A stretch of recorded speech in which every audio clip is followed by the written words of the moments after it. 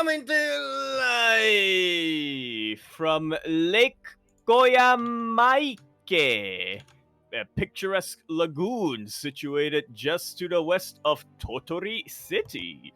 A large lake steeped in myth with a circumference of around 16 kilometers. It's considered Japan's largest pond. We're here today with the PondCast episode number 19. Wait. 1919. And as usual, I am, of course, your host, Yaku of the Zaku. And with me today is el autor de la pregunta que abre el administrador de tareas, Light_VIP, as well as conservator climatiece kitore nie razumie koncepcie Prostovnicie Plikov Kuro 16 squats and Seki. How we doing? What's up, Yaku? What's up? It's great to be here. It's great to be back once again with another edition of the PondCast. This is your weekly dose of, updating you in the goings on of StarCraft 2, and there's still so much more news. Yeah. Well, comparatively lighter compared to last week, True. but still a lot of big changes that we have to go over, and a couple of major online tournament results coming in as well. Yeah, exactly. It's great to have you on once again, Yaku, as well. I know we've been getting a little bit busy, and you haven't been able to cast as much, but at least we're able to have you on for your regular kind of weekly show here on the podcast. Yeah. And now I too can get updated along with the audience. Exactly. Really, that's the only reason why we bring you on, is just so you can also be up to date with everything else. True. Exactly. But here we go. So first things first, here on the podcast, we're going to be starting things off with the roster changes. Last week, yes. I mean, for the past couple of weeks, especially here in the off season of SC2 of EPT, we have had a lot of players kind of switching rosters, switching teams, some players leaving, others joining. There's been a lot going on over the past month. Yeah, and a lot of changes that I think we feel have been a little bit of a long time coming, right? Or a couple of changes that we were kind of expecting for a while are kind of materializing or have materialized in the past week. So let's begin with one of the big ones, I think, one of the big ones, and also one of the first ones to be announced. Na'Vi has suspended their StarCraft 2 roster, which means that Allmate Spirit, Allmate Peter is now for the time being going to be teamless. Yes, Piotr is going to be teamless here, and this is something that we expect. We kind of expected. It's kind of been looming in the background here. Is the fact that a lot of these big teams did sign rosters specifically for EWC, specifically for the Esports World Cup, and as a result, now that the EWC has concluded at least for the year, and we don't have full confirmation of whether or not it's coming back next year when it comes to SC2 coming back to EWC, those teams are kind of thinning out their rosters and at least for now suspending their players or letting them go. Yeah, we'll see what will happen with them in the next coming weeks, and we'll see if they do end up getting re-signed if we do get another season of Esports World Cup, or EWC, I suppose, or EPT, whichever one that is. But this is something that I think we've kind of expected. I have to wonder who's going to be lining up to sign Spirit. I feel like now's the time, KJ. Get him back. True. Get him back. I mean, based on the wording of Navi's post, where they specifically say that they're temporarily suspending, that does let us know that if the EWC does come back, that they do intend to pick Spirit back up if he's available, right? Like if he's still an available agent, it does sound like they're more than willing to embrace another player in that kind of case. Yeah. But again, for the time being, it's a little unfortunate situation here that a lot of our players will be finding themselves in unless somebody's able to pick them up soon. Exactly. So that did occur to Spirit, and the same can be said for Estrella Max Angel. He joined Virtus Pro again back in May of 2024, so it hasn't even been that long, but as we just spoke about, EWC has concluded. As a result, Virtus Pro has let Estrella go as well. Yeah, we have we do get a little bit more details coming out from Virtus Pro. They do mention, I mean, we kind of knew this already, but they did mention that they were focusing a lot more on the other titles, and They picked Mhm. up. They didn't think it was particularly like the reason why they picked up Australia was specifically for the esports World Cup, and they're not. Really they don't really think that their organization is compatible with StarCraft, so they were glad to have Australia on for the temporarily. But yeah, now that we are in the off season, they're going to be focusing more on the their other team titles that Mhm. historically they've been a lot more focused on. Exactly. And just like with Navi, the wording is also kind of insinuating that they're going to be coming back into SE2 in the future. I think the last line was the SE2 division is put on hold, but we may return to the world of RTS in the future. So Ooh, the world of again, RTS. yes, yes. So again, does leave the door open. Again, if SE2 is back in EWC, then they might re-sign or sign a different player in the future as well. Again, we're still in the off season, and we're hoping that we get some news soon. But that is Hmm. also why a big shout out to Vitality, because up next we have, instead of a player being let go, we have a player Yes. re-signed instead. Yes, Maru has been re-signed into Team Vitality, which I don't think was a surprise to many, but what was a surprise to me, Light, is that they specify until 2026. So that either they know something behind the scenes or they're taking a massive gamble here, because that's quite a long-term investment here from Team Vitality. Yeah, so a couple of things that we are at least aware of when it comes to EWC. I believe the Esports World Cup, I believe, because their overall like 5-year plan was actually leaked, like I want to say a month ago. Maybe it was after the end of EWC. Some team organization ended up leaking it, and it got out there. And it was a really long document going over like their overall plan, their overall structure, and the years ahead of them. And they did plan, at least when this was released, to keep going until 2028, if I recall correctly, for EWC. What isn't specified is the games, right? Like, as Yes. you mentioned, that is where the gamble comes in, where EWC may continue until that year, but is StarCraft 2 going to get involved? Again, we don't really know that, and I do feel like Vitality are maybe taking a chance here. Um, Mhm. but if they are, like, I mean, more power to them. It's really exciting to Yeah. hear that they're satisfied with Marder. I mean, he is one of the best players in the world. Like, Yeah. true. Without a doubt. Historically, probably the best Terran player. I mean, I don't think you'll find anybody who will really contest that anymore. I, in a few years, I'm holding out for Clem, but as of right Yeah, now, I think you have to say that Maru is without a doubt the greatest Terran player that in the history of StarCraft 2. yeah. And I'm also curious as to how as to what this also means, because if you remember, it was only last week. Last week we announced that Solar got let go, right? Solar got let Mhm. go of Vitality. This week Maru True. re-signed. I'm curious if that means anything. What I mean Hmm. by that is I wonder if Vitality may be intended to also have Solar on for a longer contract, for a longer period of Right. time. True. But military, right? Military service is a thing that Solar hasn't done yet. I wonder if that's a factor. Maybe it isn't. Maybe it isn't. That's just speculation. But that's also something that like a lot of these teams, a lot of these players have to consider is like when exactly they want to do their military service, right? True. Maru also hasn't done military service yet, but I mean, 2026 he can still defer for I think another year. What's the deadline in Korea? I think like 30. Like if you don't Mhm, go in by the time you're 30, if you don't have an excuse, then you cannot mhm, defer any further. So mhm. yeah, Solar is like that's coming up very very soon. That's coming up very very soon for him, and for Maru, it's also coming up soon, but there's a little bit more. There's a little bit more time for him. Yeah. I remember that was my at least speculation previously. So yeah, I'm curious as to how that does unfold, and I'm curious to see what happens with Solar as well. Whether he signs long term onto another team, whether it is having to do with military service or not. It's kind of hard to tell, hard to say. But regardless, we at least have confirmation that Maru is going to be sticking around for many years to come. Yeah, at least two more. I, Yeah. yeah. I wonder what happens to the contract though if they sign Maru and then all of a sudden there's nothing to play in anymore. I There, think there it just terminates like automatically, right?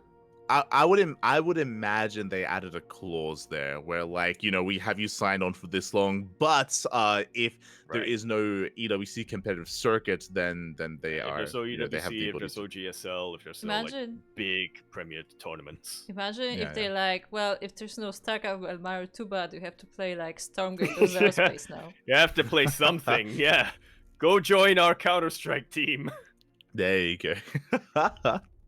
It's possible. It's possible. But yeah, regardless, exciting news here. Likewise, when it comes to players joining teams, if you recall, I feel like week after week over the past 3 podcasts, we've been announcing a new player for Streamer Zone, and they had a fourth player, and I think we, or at least I had assumed that, okay, 4 players, that's a good place to stop. Are they going to keep going? Probably not. Never mind. They kept going, and they have a Yeah. fifth player. They do. Baby Marine has now joined Streamer Zone, really rounding off their roster there. I'm just going off of memory. Yep, rounding off their roster, getting another Terran player in there, another EU player as well. So, yeah. They don't have a Zerg player yet, but 2 Uh-huh. Terran, 3 Protoss, if I remember correctly, that's still fine. Or, yeah, 3 Protoss, 2 Terran. You can still get away with that. Yeah. So I mean, shout out to Baby Marine for finding a new team. I mean, he's been teamless for a while. There was like a period where he was on Team Roddy. There was a period where he was on Platinum Heroes, but for a long time he was teamless. So it's really cool to see that he is now joining a team. Baby Marine was a little bit less active last year, but this might motivate him to continue to compete and continue to improve. And yeah, I'm just really curious to see, is this the end of the new acquisitions for Streamer Zone? Or are they going to keep going? Like a 5-player team, like that's a pretty hefty roster already, considering that you need like at Yeah. least 3 for WTL. So yeah, And it's interesting. And at a certain point nowadays, you probably hit a point of diminishing returns, right? At least when it comes to, if you're going to be focusing on WTL at least, then if you sign too many players, there's a very real chance. I mean, we've seen in the past, half of your roster doesn't even play in the team leagues.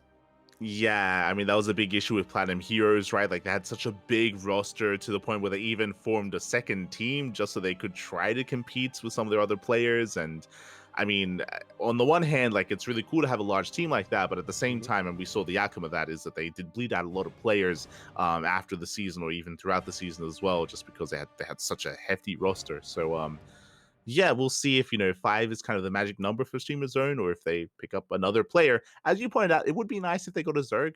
It would be nice if they had some balance there among the races. Yeah, but you can get away without having the Zerg player.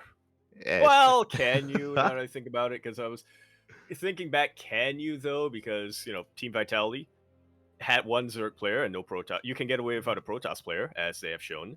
Team True. Basilisk have proven that Mhm. you can get away without a Terran player. That's 2 Mhm. Zerg, 1 Protoss. Have we had a team that has shown that you can get away without a Zerg player? Well, maybe Streamer Zone will prove it to us. I mean, we've had like mass Protoss lineups. If you remember, like Platinum Heroes had like a purely Protoss lineup for a while. I want to say Twisted. I think Twisted Fairy, or sorry, Twisted Fairy. Twisted They Fairy, fielded, yeah. they Classic fielded like and the rest, yeah. classic stats and shameless, and they'd feel like non-stop Protoss for a while as well. But yeah, we'll see what happens with Streamer Zone. We'll see if this is the end of their acquisitions or if they just keep going and go for a 6th player as well.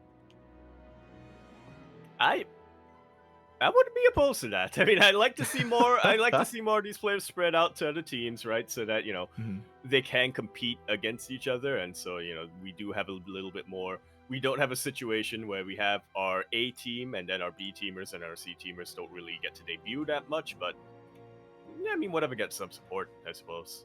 Yeah, Some for support sure, is for better sure. than no support. Exactly. So congratulations to Baby Marine. Meanwhile, we're going to be heading over to one of the WTL kind of founding teams. They've been around in WTL for a very, very long time. Starlight Twinkle. They have announced their disbandment of their at least pro roster. Indeed.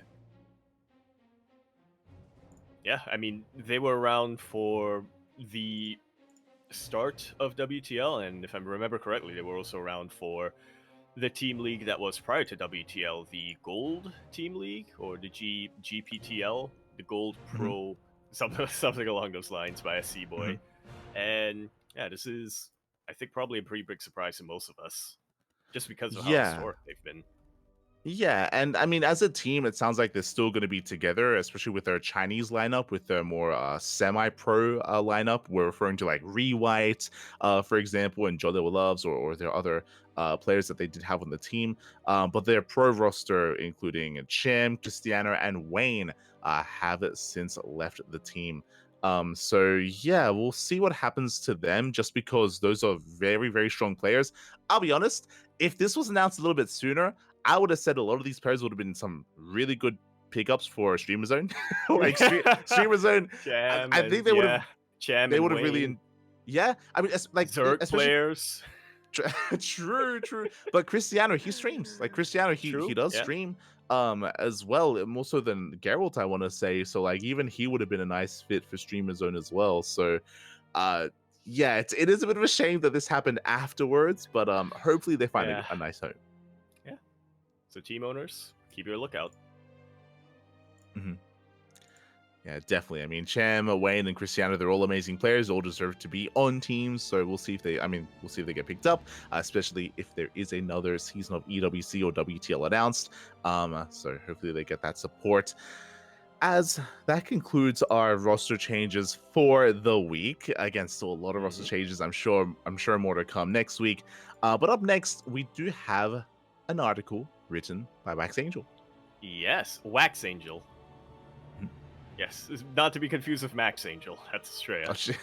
So yes, it was written by Wax Angel. So this was by Wax, and it's an article detailing, or rather, it's a bit of a retrospective of the ESL Open Cups, which, I mean, I appreciate that.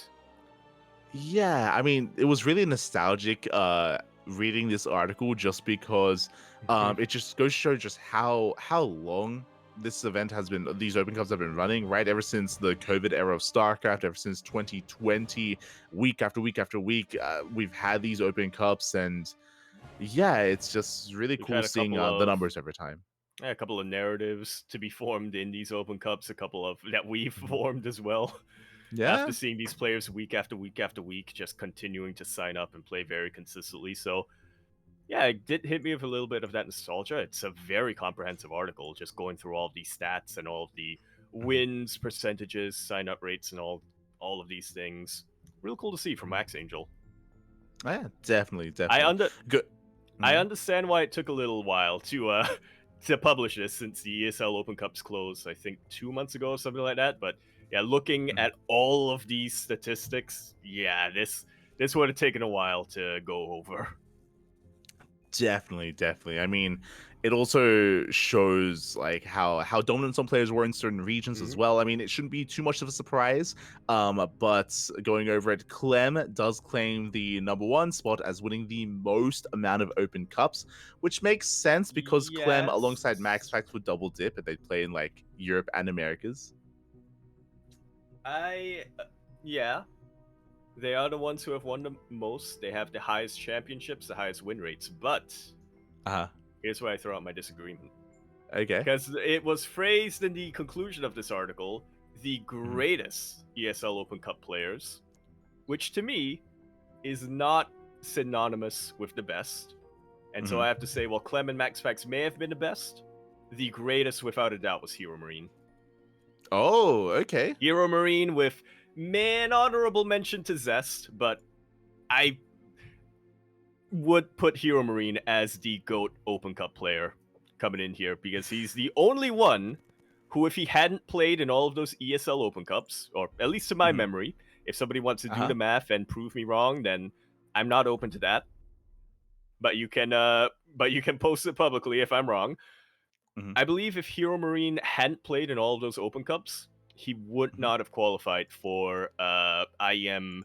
I think 2022 was what it was.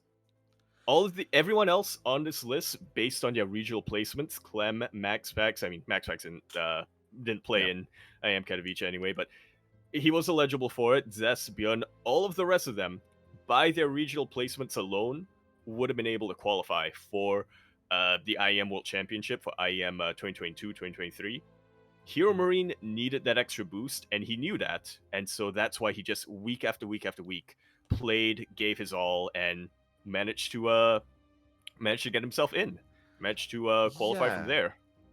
I mean, that's something really important to point out. Something that actually wasn't shown here, which I find interesting, as you point out, Well, is is that this article goes through a bunch of win rates, wins in general, how many cups they've won and stuff like that. It actually didn't go over how many EPT points were earned per player, and how well, impactful that I was specifically. Because as you mentioned, Hero Marine, it was really important for him. Like that, like yeah, that's I feel like a lot of people don't think about it, right? The EPT points specifically, just because you're correct, they typically don't really have too much of an impact because there aren't that many points, and a lot of these players that individually there aren't win, that many points. yeah, Yeah, exactly. But they add up over time, and they do matter. It wasn't just Hero Marine, if you remember. It wasn't necessarily. Oh, it was EPT points related as well. But this most recent I guess true. season, there was a race between Coffee and Lancer because Yes, Oliveira had already claimed his spot, which means the number one Chinese spot was up yes, for grabs, and both Coffee and Lancer were racing for as many points as possible to barely like make their way in. yeah. That's huge. I mean, I understand why Wax didn't do that or didn't include that because that would have added like another 1 or It's 2 true. months to this article. But yeah, it would It's have been true. nice to, have. Mhm. I'm tempted now. I'm tempted to start and then look at all of the numbers and then be like, well, that's more numbers than I have fingers, so Yeah, yeah, because I gotta well, the thing is, calculate all of them. it would take a lot more work because it isn't just checking, how many points were earned per player. It's checking each season to see how important the Yeah. points were, right? Like how they affected rankings, standings, and who did and didn't make it in, if there was at all like any kind of like change there. So there would have to be a lot of work going into that to figure out like, you know, whether they mattered or not for a certain player. Um, but yeah, that is a good thing to point out for both Here Marine and Coffee Lancer and maybe some others.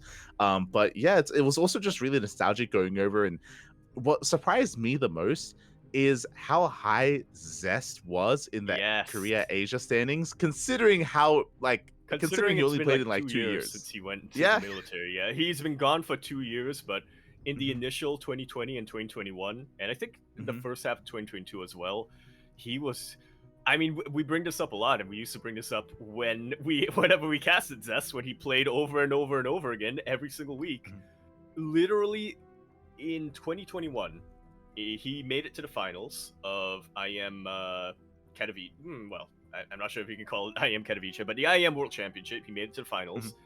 The morning before his match, he was playing in ESL Asia, Yeah, yeah. and it was This is so why. surprising to everyone. It was like, Zest, don't you have to prepare? Don't you have to?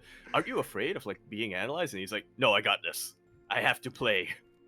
Yeah, I mean, for context, as you're saying, like Zest, like we started our own meme because it wasn't just Zest in the Asia standings. If you look on over, he's even in the top standings of the Americas as well, which is crazy. Mhm. He's in both. He's like in top five, top six, top seven. And we would joke that Zest, he's that kind of player where like his family would be in danger, like his mother'd be in the hospital or something, and he'll be there. He'll be there to His play in firstborn, ESL. yeah, his firstborn kid is about to be born. He'll be in Uh-huh. the waiting room with a laptop and just Yeah, on his lap using a trackpad and be like, "No, I have to play." exactly. He's got to feed his family, Poppy. Oh my god. So Zest, he'd be there week after week after week after week, and to the point where we would start memeing about it as well. And I mean that was the trend. Like he was the ESL Open Cup champion for that period of time. He was kind of the dominant force, and then of course he went to the military, and he hasn't been able to kind of, or at least newer viewers don't really know that narrative, but he's still up there in those standings, which is crazy. I mean, that shows like the test of time, like how dominant he was for that period of time. Yeah, it was insane. Crazy.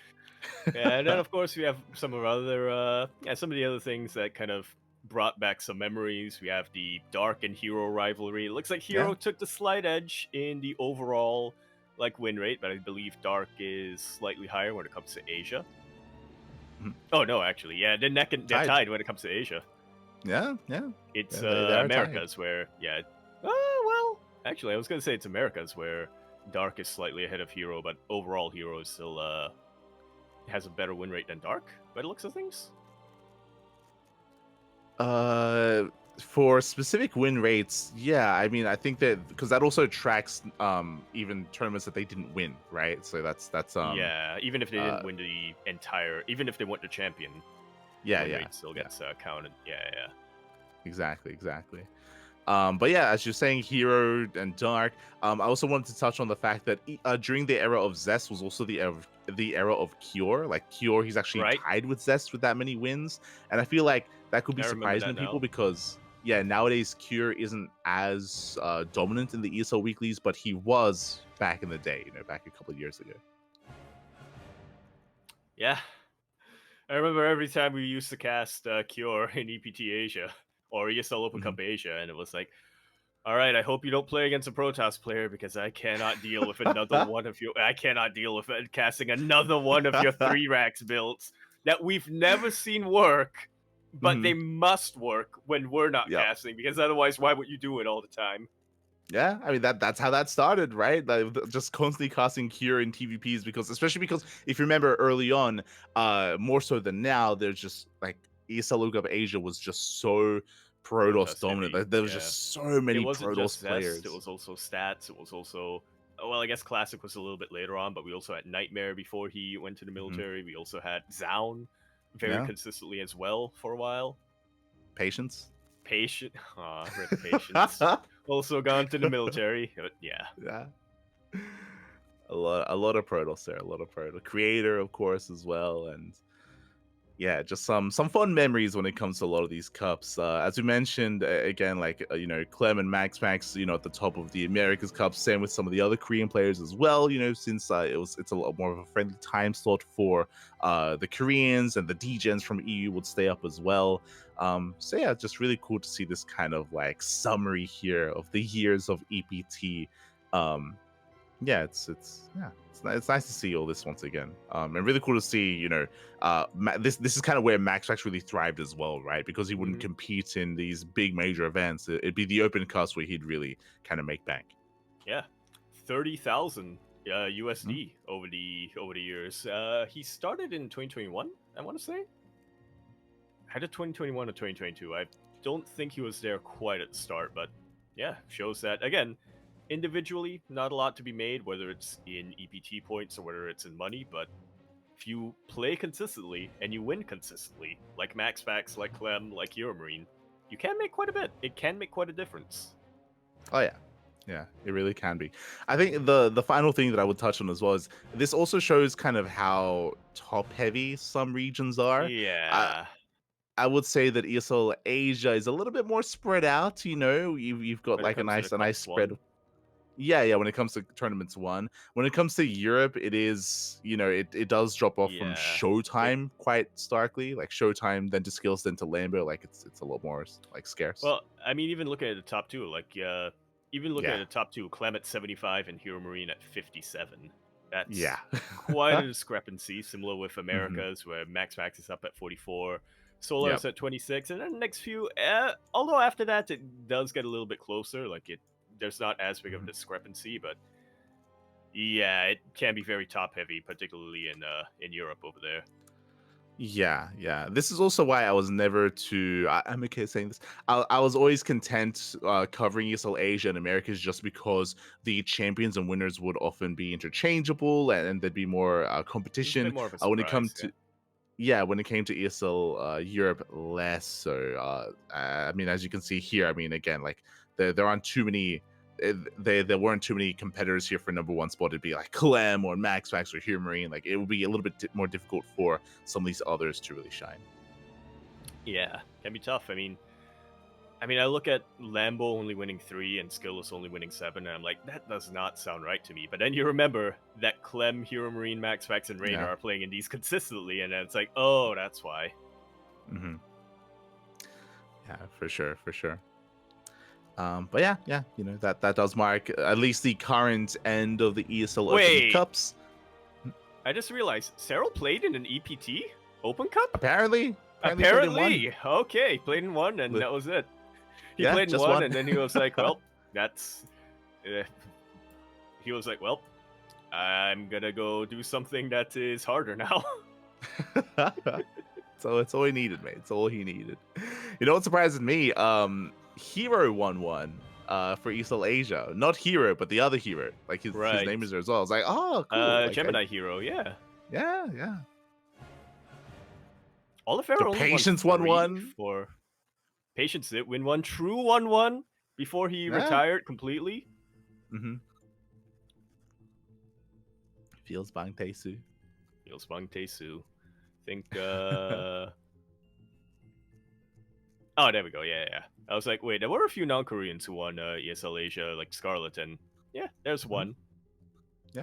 I believe she won the first, or she was the first non-Korean who won ESL Asia. Although Oliveira is the one who has won the most, or the non-Korean who has won the most. Mm-hmm. Yeah, does take that title.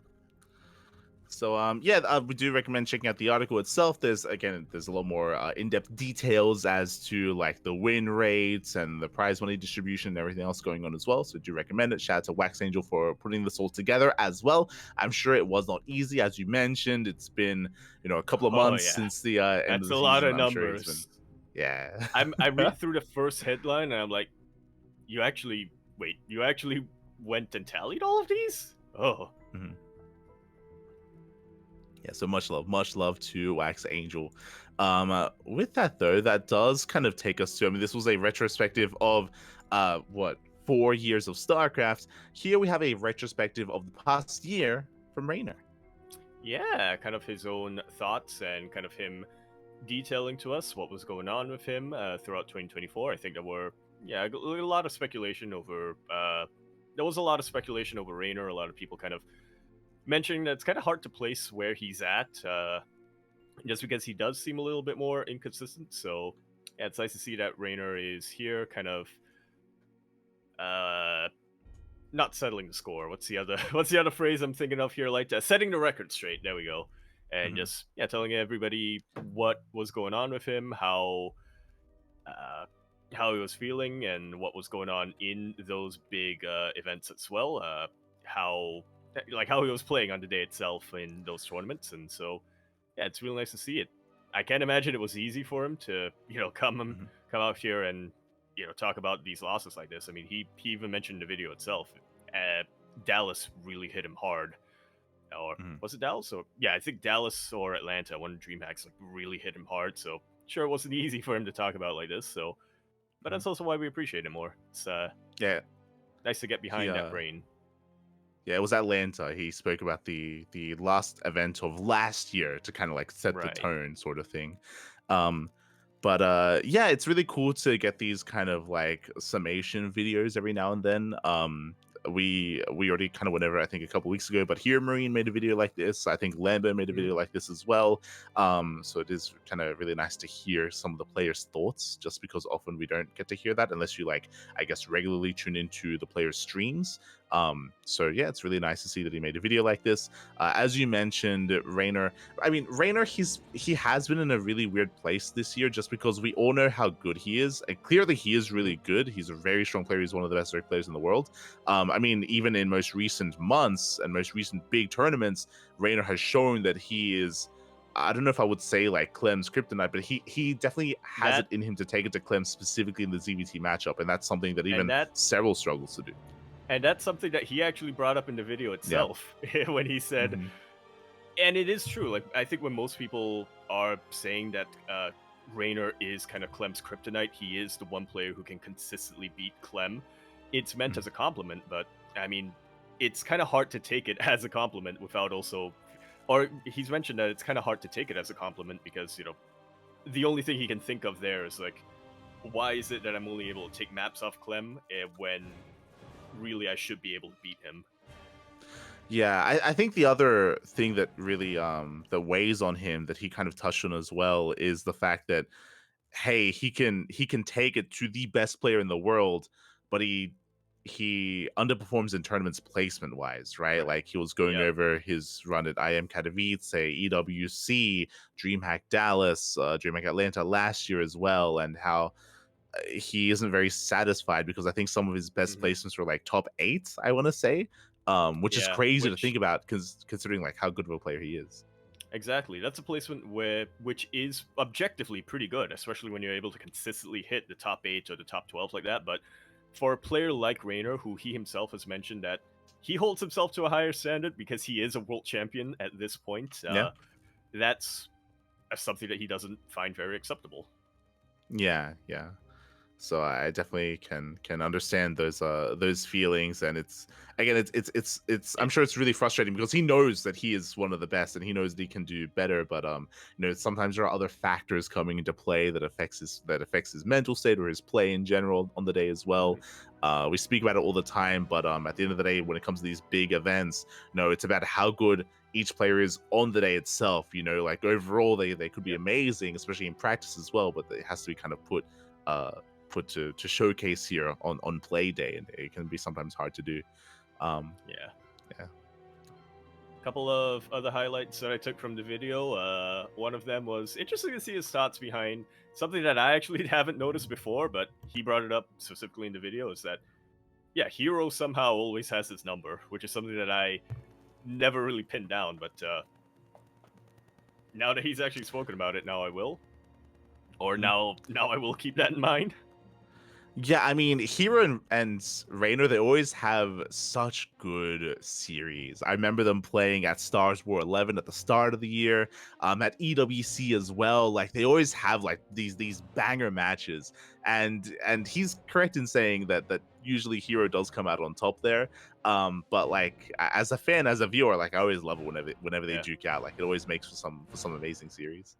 Yeah, I have to say for Stars Wars in particular, since I watched that, the games themselves were a lot closer than the score indicates. Oh yeah, 100%, 100%, mate, 100%. And what's the other highlight? Oh yeah, the other highlight is it's also interesting to hear from a player specifically that they're also kind of in the dark as to what the future of StarCraft 2 esports is going to be now, and what the EPT or what the plans for ESL and for the Esports World Cup are going to be.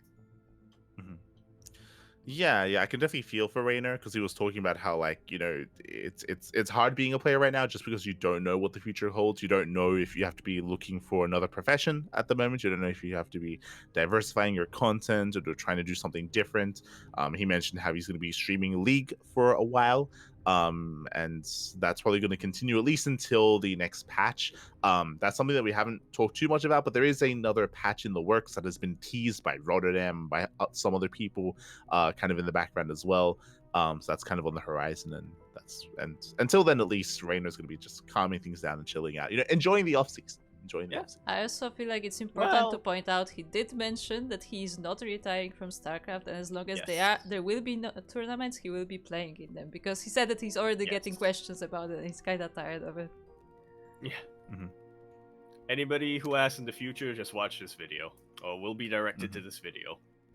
Yeah. I remember Hero Marine said the same thing. Like he's like, I'm still gonna compete and still play in SC2 tournaments. I can just taking some time off, taking a break, that sort of thing. It's like the players are willing, but the tournaments have to exist first, Yeah, for sure. I was gonna I will say I'm gonna. It is kind of weird though when you say you want to enjoy your break, but then you play League of Legends. It's like true. Is that how? I mean, is that wise? Like, is that really a healthy kind of outlet? Do we want to encourage that? Not like this. I mean, I would imagine it's a lot less stressful than SE2 in other ways. Yeah, blame the team. That's all you got to do. Yeah.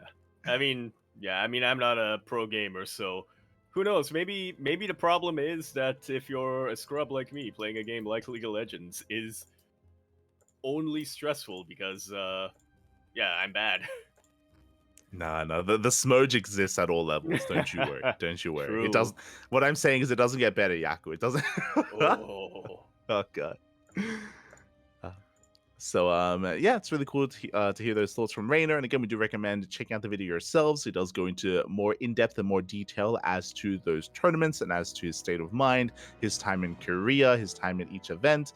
It is a relatively short video as well, 15 minutes. So I do recommend it's worth your time. Yeah. put in the background, or yeah, just watch it. No? Just watch it and then stop asking him the same questions over and over again. There you go. There you go.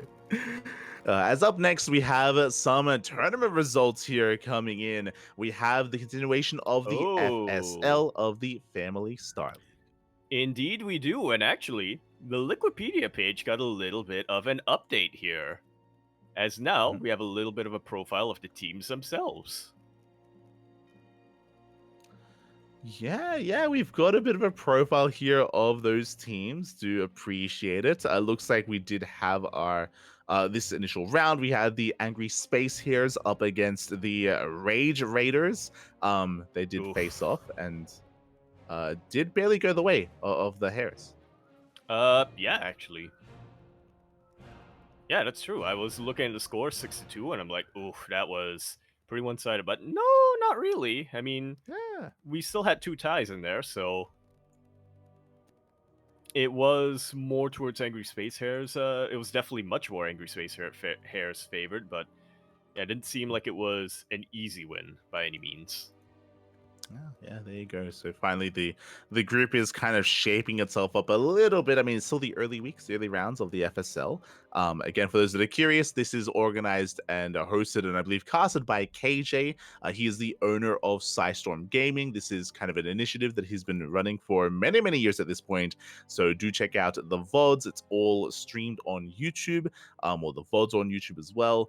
Yeah, just some more chill, more laid back StarCraft. These don't incorporate necessarily pro players, but they're passionate players nonetheless. I also really like the descriptions here for the teams in terms of playstyle. Pull the Boys. Renowned for their adaptability, Pull the Boys can switch between strategies depending on opponent, but excel in creating counter strategies. And it's like, yep, that's what I want from a team named that. There you go. There you go. But yeah, I do appreciate it. Apparently, cheesy nachos are fan favorites. Let's go. Of course. Of course. Known for unconventional builds and cheese tactics, which, of course. Rage's Raiders are apparently very aggressive, which, again, of course. I mean, we have to like take these like summations at their word, but I appreciate that they went to the effort of creating this. It's a fun little like trivia for the teams. It's good. It's a nice bit of flavor that we're getting here. For sure. So again, with that, do check out the matches over at on KJ's channel at Psystorm Gaming. Do check them out. They're going to be running this league for the next couple of months, I would imagine, leading into the playoffs as well. So plenty of updates to come. Meanwhile, we do have the Passioncraft Open Season 17. Passioncraft has also been running for many years as well. Season 17 has come around, and we are still going through the qualifiers. Oh yeah, we are. I did not quite notice that yet. We do have a couple of players who are directly invited, and they're the ones who have been seeded directly into the groups, but yeah, we still have a couple more qualifiers to go through. Yeah, this week it was qualifying number 2. We did have some more notable players making it through. No money? No money's in. Hell yeah. So we got No Money. We have Defi as well. Just pointing out some players that I do recognize, others that I do not. So best of luck to these otherwise more or less notable players. But yeah, coming into this already, you know, No Money is going to be one of my heavy favorites to make a deep run. I'm curious to see how these others compare. Apparently, Sal got invited in. That's crazy. Yeah. It's always nice to see.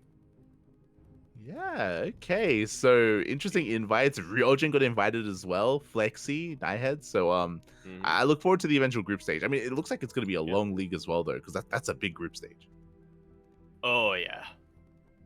Are they all going to be playing it at the same time, or are we doing, or is it more of a case of, oh well, no, they have to play it all at the same time, or at least the group does. It looks like they're doing like one round. Like each group is doing like. Is it? Yeah. It's round robin. But it looks like they're doing the first round at the same time for each group. So Group A does round 1, Group B round 1, Group C round 1. That'll all at the same time. And into like round 2, round 3, etc. Yeah, That would make more sense. I'm peeking at the at the next few qualifiers. Nice to see Gemini in there. Arev's also signed up. That's neat. Yeah. we have Gemini, Ares, Gref, Inexorable, Set as well. So best of luck. For those that are curious, there is an MMR cap for the Passion Craft. As we just mentioned, the qualifiers are still ongoing. So if you happen to be within the MMR ranges, if you happen to be below the MMR of I believe 5.5k, then you can compete. You can take part. I'm eligible. True, you are. I am too. Yeah. So basically, all the pro players are excluded from this tournament, but some of the semi-pros are. As we mentioned, like No Money, like Ryojin, some of these players that are in kind of the middle of the pack in GM can take part in this. So yeah, you can take part as well. Yeah. It's good fun, but yeah, do keep in mind if you're going to be playing in that, make sure you have stamina and on that day itself, because that's a big group. Oh yeah, Those it's going to be a groups. big commitment to compete in this tournament, so bear that in mind as well. Good thing to point out. Heading on over, speaking of these more amateur events, we have the Magic Up Masters Cup number 108. Yeah, that we do. I see a couple of familiar faces coming up here, but I gotta admit, I'm looking at their profile and I may have been sleeping on this guy for a while. It was won by a Brazilian Zerg player by the name of Manteiga, who I will have to admit I wasn't familiar with previously. Yeah, Manteiga, papi. Here we go. Yeah, he's also been playing in the Brazilian events Code for Giants Cup. He has also been kind of lurking in the shadows. I would say he's maybe like top 3, top 4 Zerg player in Brazil. So really cool to see him compete in this tournament alongside some of these other regulars. There's one of the other Neos, not to be confused with Neo or Neo Shaggy. Neither of which are to be confused with Eon. Yep, which is the other one, true. Or Eon Blue. Yep. But yeah, shout out to Manteiga. He does end up taking it in the end. But it's really cool to see some of these. Yeah, a much more dominant performance here out of Manteiga. Oh my god. Yeah. Cool to see. So really nice performance. Again, for those that are curious, the Magic Up Masters Cup kind of is a sister tournament to the Masters 1 Open. It is MMR locked just like our own tournament. I believe to around a 4.7 to 4.9k MMR. It's 4.9, yeah, so 4.9k MMR for the Magic Up Masters Cup. Mm-hmm. Also nice to see Xenodactyl come back in here. Yeah. Last I heard he was playing TFT, question mark? Oh, okay. He's back. Xenodactyl, he's a known cannon rusher for those that are curious. So I'm sure a lot of cannons were thrown down that night. That's why. I'm sure TFT is helping with that. So congratulations to Manteiga. Shout out to Xenodactyl for getting second place. Heading on over, we have a team event. This is actually an event that did affect us as well during STC because some of our finalists did actually have to play in this tournament. But it's okay. It's all good. We did accommodate for it as well. And yeah, this was a very, very interesting tournament here. And the favorites that you would expect to go far didn't actually make it too far here, actually. I'm referring to the Korean trio in Beyond Maru and Ryan.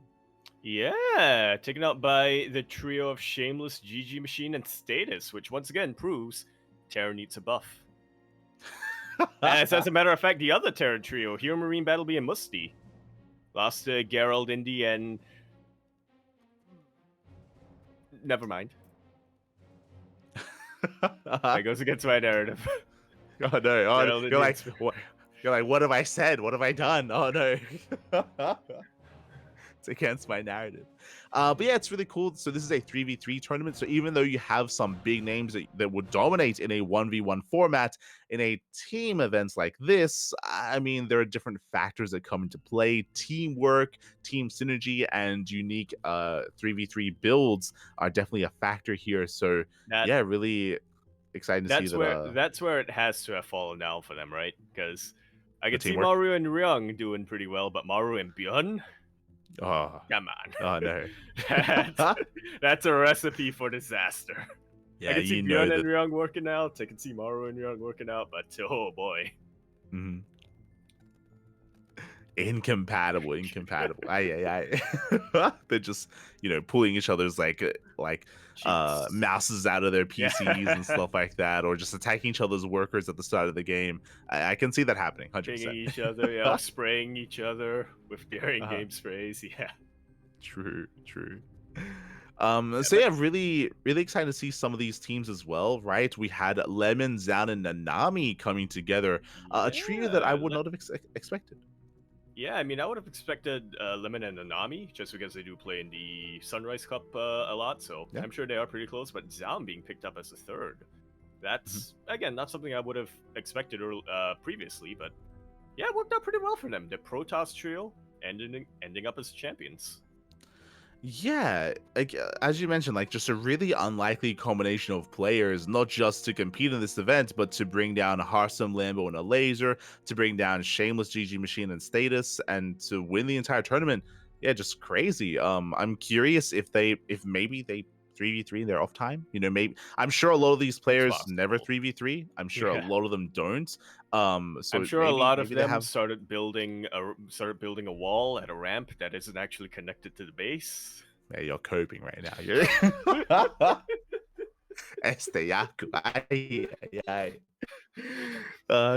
yeah, maybe with that extra that anyone can make. Sure thing, buddy. Sure thing. Shaking my head. But yeah, maybe with that experience, Lemons and Nanami were able to come out on top. I do recommend the VODs. Was hosted by Wardy. Yeah, it's also cool to see a 3v3 format, as again, I feel like that's kind of the odd one out when it comes to team games. 2v2 is very common, and then every now and then you'll see 4v4, but you rarely see 3v3. Yeah, if you recall, that's something that Stormgate is trying to capitalize on. I think, if I'm not mistaken, I think 3v3 is kind of the format that they wanted to focus on. Is what they stated back in the day. I do think it's a really nice kind of middle ground, as you mentioned, right? Just because you don't have to bring together 5 players like you would in a MOBA. It's a little bit less than that, but more than a 2v2. That's where you're going with it. I thought you were going to say it's a nice middle ground because if people go mass carriers, it won't burn down your PC. I think it still will. I think it will, but I mean, there's still a chance there in a 3v3. In 4v4, you can have a $5,000 machine. You can have all the most recent hardware, and it's still gonna burn. 100%. Oh god. So congratulations to Lemon, Zan, and Nanami. Shout out to Skillus, Euthermal, and Goblin for making it to the finals and for going all the way to the ace match as well. Yeah, who honestly, I would have pegged it to be the favorites here. Looking specifically at the team games, Euthermal plays team games quite a bit, and the three of them do seem pretty tight with each other as well, so I would have pegged them as the favorites, and hey, they made it all the way to the ace match in the finals, but yeah, I guess Lemon, Zan, and Nanami knew something that, or had that extra edge. That extra edge being a third Protoss player. True. Triple Protoss, OP. Imagine all 3 of them cannon rushing. 5 Protoss in that matchup. Holy hell! Oh my god! I'm now realizing that. I don't wanna even imagine that. This is when we find out that Euthermal didn't play Terran. He actually played random, and there were some games where he rolled Protoss as well. And it was 6 Protoss. Oof. Oh no. But regardless, congratulations. With that, we do have, of course, our Stasis Cup as well. Stasis Cup number 2, which was a bit of a more show match. I mean, talking about team games, we just had our 3v3 event. Here we have a 2v2. Indeed, we do. And like you were saying, it's a little bit more of a show match in the sense that these are new maps. Oh, well. Yeah, these are new maps. I don't think Rohana.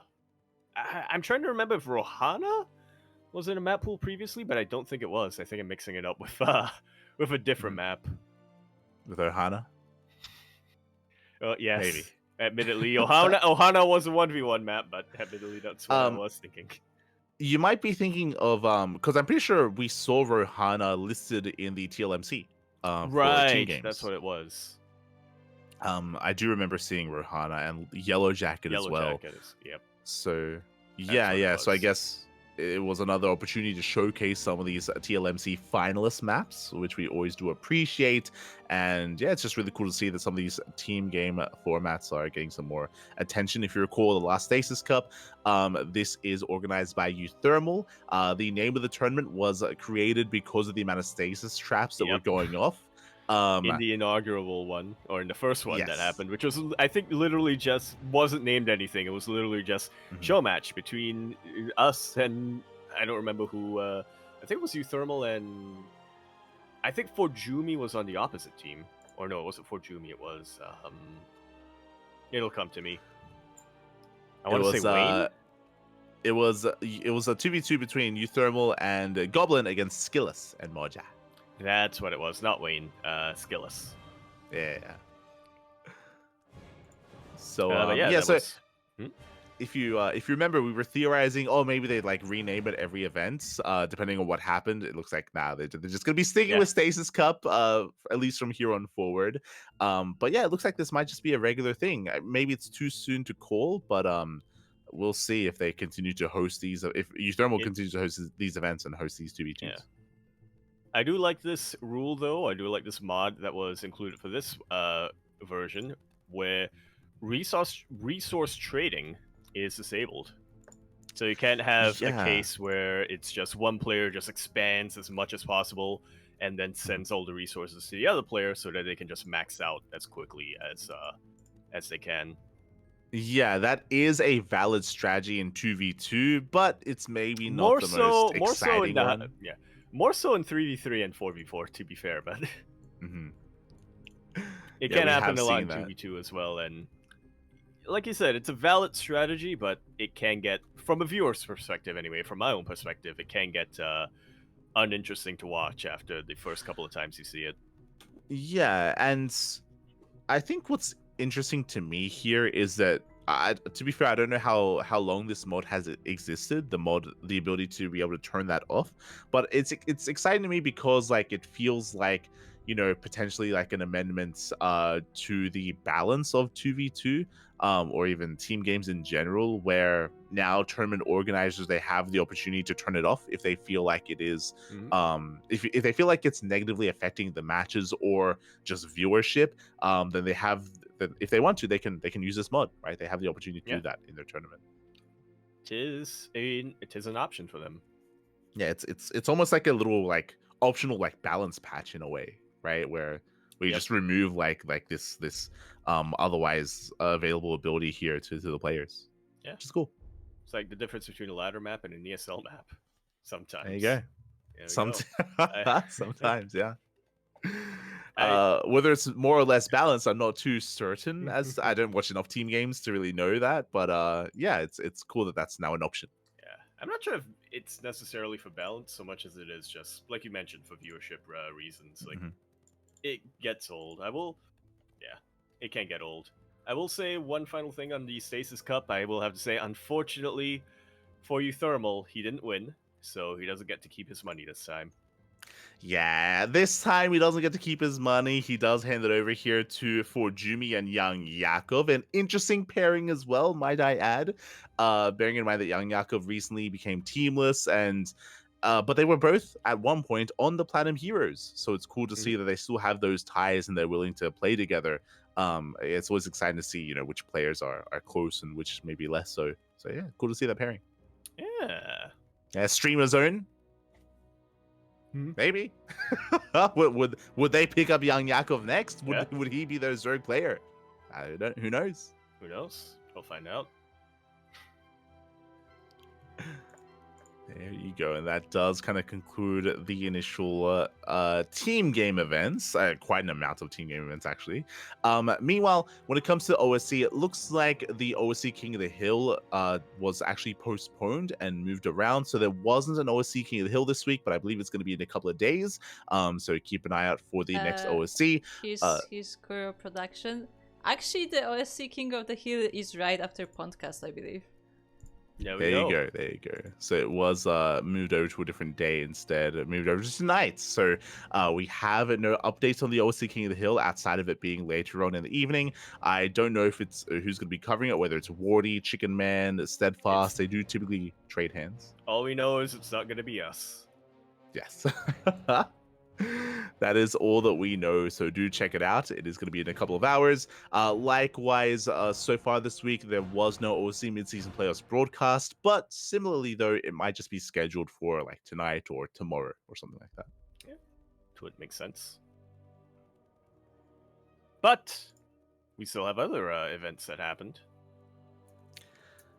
Yeah, we do have other events. We have the Infolet League number 2. Now, we spoke about this event. We spoke about how last week we spoke about the registrations that were ending in a couple of days.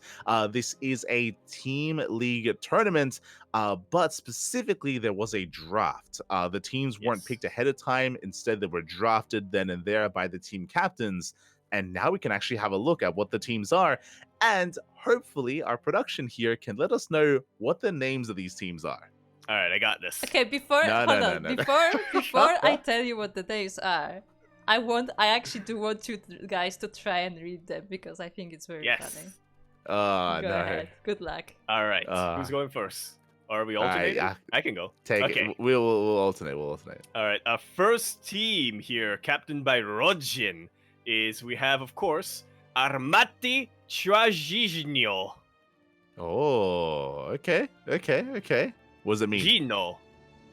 It means Armati. That's like that's like an arm. And Mati in Malay means die, so that's dead arm.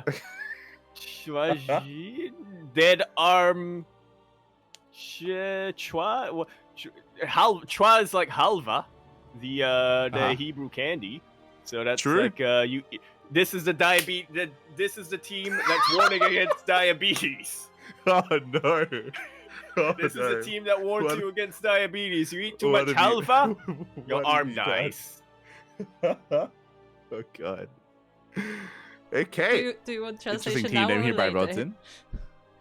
Later. We have Bajovi Bramkeje, question mark, captained by Snogstar. I'm gonna assume, especially because it's Snogstar's team name, it's like Burrowing Baneling or something like that. Yeah, that's my assumption here for Snogstar. Okay, all right. Okay.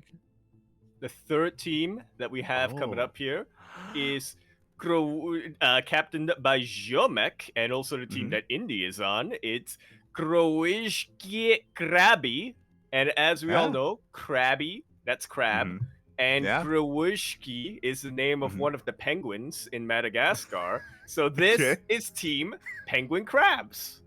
Yeah, Penguin Crabs. I think that has to be my favorite team at this point. Has to be. Yeah. Has to be. Beautiful. Lastly, we have a team captained by Art, not to be confused with the other Art, but this is the Polish Art. Obronci, Chitu Uwu. That's how it ends. Uwu. There we go. I know what this team is. It has to be. We actually heard them earlier today. You could hear it in the background of Yaku's microphone of his apartment. It's the Uwu Birds. Yeah, the Uwu Tits. Uwu Birds. There you go. Beautiful. There we go. All right, Kura, what do you think they mean? Okay. Time to actually read this piece. Okay. So the first team is Armati Fascino. Okay. And the name on its own.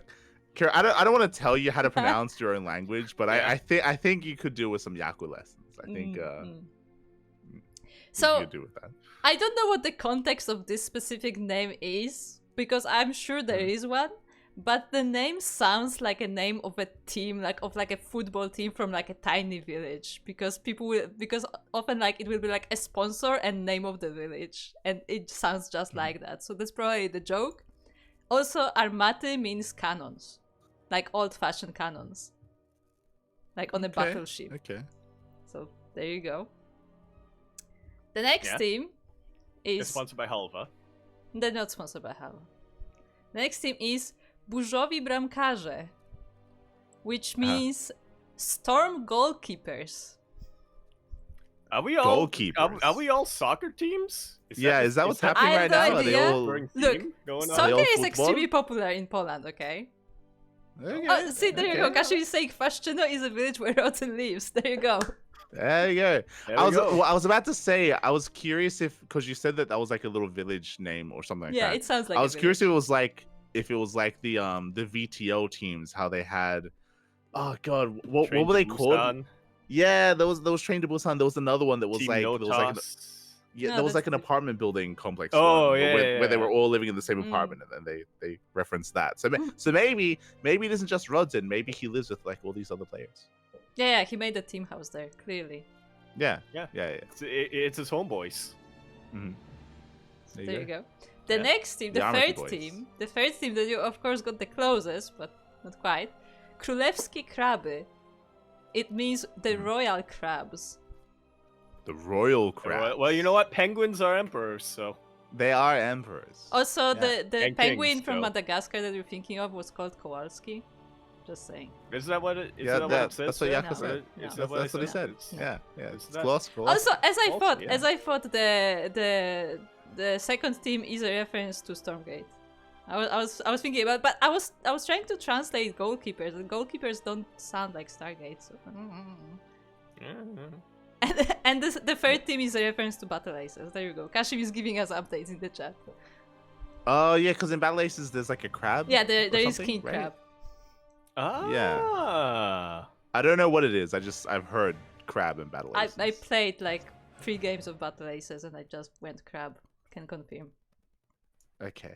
What do you need? And then the last team, the last title, The one that we got correct. clearly, is Obrońcy Tytułu. And what it means is the defenders of the title. Okay. There you go. So yeah, Are they the go, reigning? ooh. Wait, are they the reigning champions? I just because this is Infinite League number 2, right? So I don't know. You can check. there's no there's no they wouldn't- Wikipedia page for Well, number no, 1. they wouldn't be the they wouldn't be the reigning champions because this is a different team. I mean, the players might be the same, but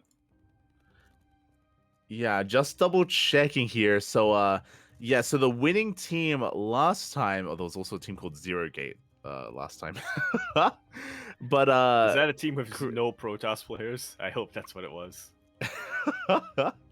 but the winning team, Art was on it. Art was on it alongside Cristiano. It was called the Christian Priveski. Christian and Art, I think is what it was called. There you go. Yeah, but as Well, yeah, Art- Kashim is saying, Art was the champion and captain, so it's basically his team. Yeah. That's what we mentioned. Like Art, he was the reigning miss, champion. Yeah, missed out on drafting Cristiano this time, but yeah, what can you do? True. No Cristiano this time. But when it comes to the teams themselves, because I just wasn't quite looking here, and when it comes to the notables, what happened in the draft? Hold on. One of these teams is not like the other. I don't know if you've noticed. Yeah, because one Wait. of them is a crab team.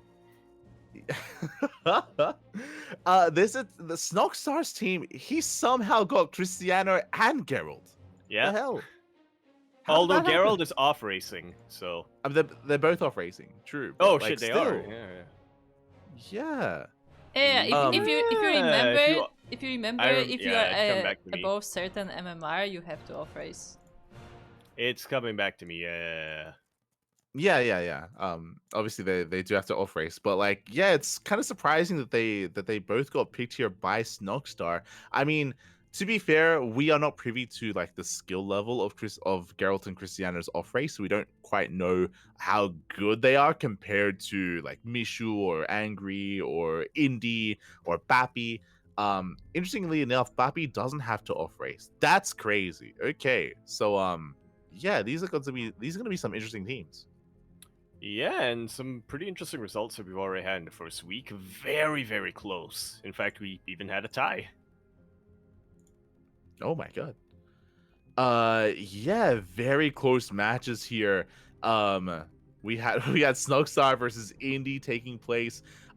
Interestingly enough, were some of these matches not played? There are some matches here that there's no scoreline? Yeah, Question I'm mark? not sure what the format is, because it seems like these matches would have had to be played, but at the same time, I mean, if it's best of... yeah, I'm not sure. Mm. My assumption here would be typically they would play things in order, but maybe that 2v2 on Arctic Dream in the first series, maybe the players weren't available, so they postponed it. They played out the other games instead. Kashmi is adding in the chat that the rest of the matches will be played on this weekend. Okay. Oh, okay. Okay. Cool. All right. So it looks like all matches played then. Okay. All right. Okay. This just looks weird on Wikipedia because it automatically puts the color in there. Yeah. Whether or not something is done. So yeah. Yeah. So technically, we actually don't have our winners. Okay. We're still in the middle of the round, and we still have more matches to be played, which is crazy because, as you mentioned, right now we have a tied 3-3 scoreline, and that means it's going to come down to Papi versus Mishu on Triton. On Triton. It's a bit of an older map at this point. A very old map, as a matter of fact. Oh, yeah. It is a much older map, so I do recommend checking this out. This is apparently casted by Aristery. Definitely do check it out. I'm also quite, we'll see. I'm also quite tempted to provide English coverage for this because it looks like a lot of fun. It looks very chaotic, though. Very chaotic. Yeah. So we'll see what happens. We'll see. Yeah. Maybe like a replay cast after the round is over. Maybe. Yeah, maybe a replay cast. Maybe we get to the playoffs when it's a little bit less chaotic, or at least the schedule is a bit more straightforward there. I'll make sure to get Yaku on so he can pronounce the team names. Yeah, I can provide the translations. Beautiful. Oh. Don't get diabetes, kids.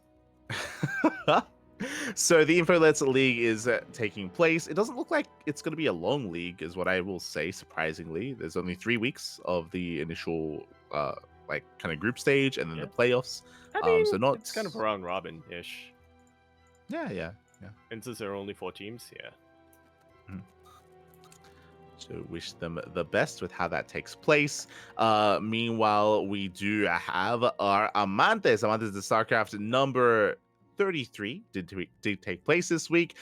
This was more of an invitational. The way this works, every couple of weeks we've been updating you with the Code for Giants Cup. In Code for Giants Cup, players gain points, and then at the end of the month, they compete in Amantes. Yep.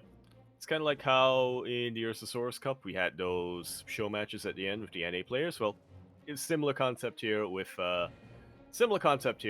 for Giants and Amantes. I almost said Infernales, but no, that's a different thing. There you go. So we have in the end Master winning it all.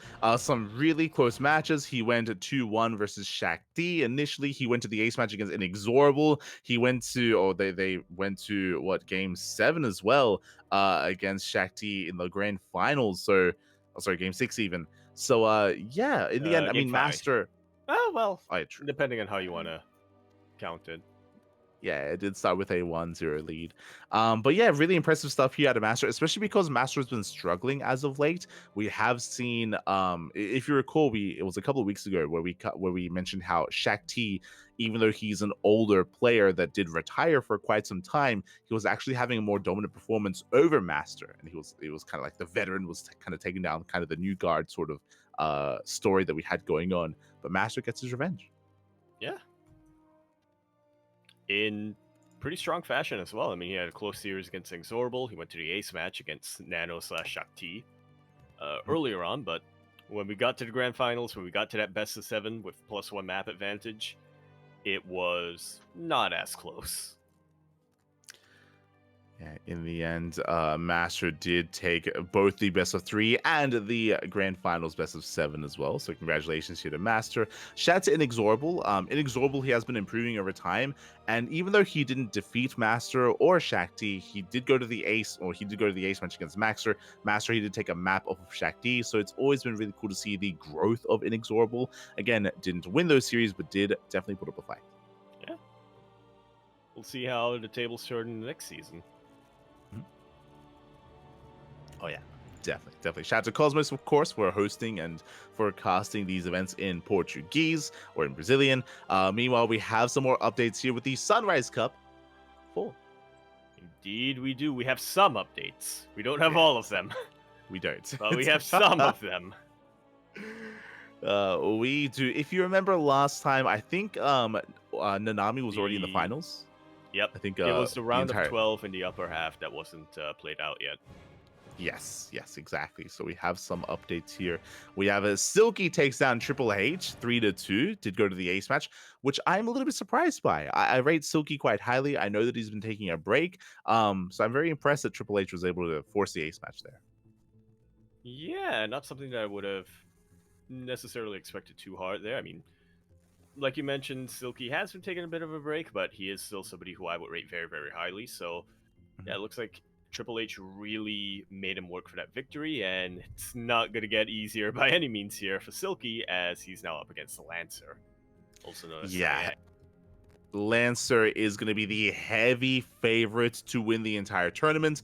We'll see if, what I will say is that there's quite some names standing in his way. So best of luck to Silky, Young Zest, and Nanami to try to bring Lancer down. Yes. I just realized if Silky loses this, we're confirmed a PvP finals. True. But you know what? At least I won't be casting this time, so. True. What do you mean? PvP is always a lot of fun. True. But best of luck to all those competitors, as we will be getting some updates. Again, it's been kind of slow progress when it comes to the updates on this tournament, but we're getting there. We're getting to the end. Yeah. Slowly but surely. Speaking of the Chinese region, and speaking of team leagues, as we were going through earlier on, we have another one of them, specifically in the Chinese region. The Chicken King Team League coming down. Yeah, okay. We have some results coming in the round robin stage, or in the group stage of the Chicken King Team League, trying to find out who is the biggest chicken in the land of China. We do have Toho Project taking down their opponents 4-3. Went to the ace match, actually. We had Little Fairy coming out on top as well. I mean, Little Fairy is one of the stronger teams in the league. We had PCEC taking down PTW as well. Unfortunately, there were some walkovers coming in. That's a mouthful and a half. PCEC versus PTB. That's a lot of P's. It is. There's a lot of P's going on there. And we had some of the bigger teams face off. We had Hist up against Starlight Twinkle. And I do think that these are, again, some of the stronger teams in the league. Some bigger, more notable names actually took part in this. We had Young Zest, we had Nanami, we had Xing Ming, Oriana, Kingslayer, TATP, all players that we have casted on this channel. And yeah, went all the way to the ace match. Indeed it did. SLT came out on top with Young Zest taking the victory over there against Oriana. Yeah, I mean, coming into this, I almost want to say that maybe Starlight Twinkle is the favorites to win it all, but there's still some strong opponents like Kiss, like Little Fairy as well. Yeah, I would have to agree, but SLT, it looks like, that round 2 where they didn't really have their players available, so they'd have to walk over, is hurting. It is still hurting them quite a bit in the standings. I mean, they can make up for that. They can still win big from here on out and make it to the playoffs, but yeah, that's a pretty tough thing, or that is something that they will have to work towards overcoming. Right now, it's actually Little Fairy that's at the top of the standings, which I guess for some people isn't going to be much of a surprise. Yeah. As you said, like that is a pretty big deal that they had to, drop a series early on, and that is going to impact the overall standings. So best of luck to them. We mentioned before that Starlight Twinkle, again, they did disband their pro roster, but they're more semi-pro, or they're kind of yeah, the semi-pro roster is still active and still is competing. Mm-hmm. And they're going to keep going here in the Chicken King Team League. Yeah, exactly. Meanwhile, we have the Basilisk Big Brain Bouts. Number 71 did take place. Yes. Of course, a massive list of show matches did occur. And I remember specifically when they made the announcement tweet, they said, "This is for the science victory." Which, for those of you who may be confused, that is apparently the tagline of Team Basilisk. Yeah. For the that's like science their motto. victory. Nobody knows what it means. When I Yeah, I first don't heard know. that, I thought they were starting a Civ division, a civilization division, but yeah, I don't know what it why is. that's their tagline. I don't know where it comes from or what it means, but a shout out to Basilisk because it is what they go for. And yeah, we did have 4 show matches here. We had J Money versus Ledalex. I'm unfamiliar with the J Money? Italian. Yeah, I'm unfamiliar with the Yeah. Italian Protoss player. J Money has been a very active player in the Open Cup scene. He's an American Zerg player, and he does play in a lot of the Open Cups. So really cool to see him, being able to be showcased here. Yeah, very active in online cups, but I'm not gonna lie, like when you said J Money, I was like, do you mean no money? No, you did not. Yo, that's what we need next. True. The No money versus fight. J Money. Yeah. Let's go. We did have also an off-race show match, kind of. We had Raynor versus Fiant. Raynor has been on vacation. Raynor's been taking some time off, but he has returned here off-racing as Terran. And I mean, we have seen Raynor defeat Clem in this kind of off-race format before, so it was a bit of a tough one to ask here for Fiant. Fiant, he put in the work, but did go down to Raynor's Terran in the end. Yeah. Raynor has figured out how to play Terran, so Yeah, it's unlocked. Man with gun. Man with gun. That's all you need. it's pretty good. That's all you need. Meanwhile, we also have Nickrat versus Forjumi, which was very, very close. I think most of us expected it to be close, and yeah, it did not disappoint. Yeah, honestly, I feel like this should have been the main event. Like, I'm more interested in this series than the other one. I'll be honest. Like, Nickrat and More interested Forjumi. in this TVP than the other TVP. Yeah, like Nickrat and Forjumi, we've been praising them, like for the past month, for the past 2 months, ever since the return of the PondCast. Every single week, we talk about these online tournaments, these Open Cups, and we bring up Nickrat, how well he's doing in these Open Cups. Forjumi as well, recently has been doing really well, getting better and better results, and here they face off. Yeah. And I have to agree with you. I mean, even looking at the result, it looked very, very close. And that is a show match in itself, which, I mean, you can even stretch it up to a best of 7. And I think it will be very exciting and very close. But here's the big issue with this matchup. What does that have to do with a science victory? Doesn't match the theme. I mean, for science.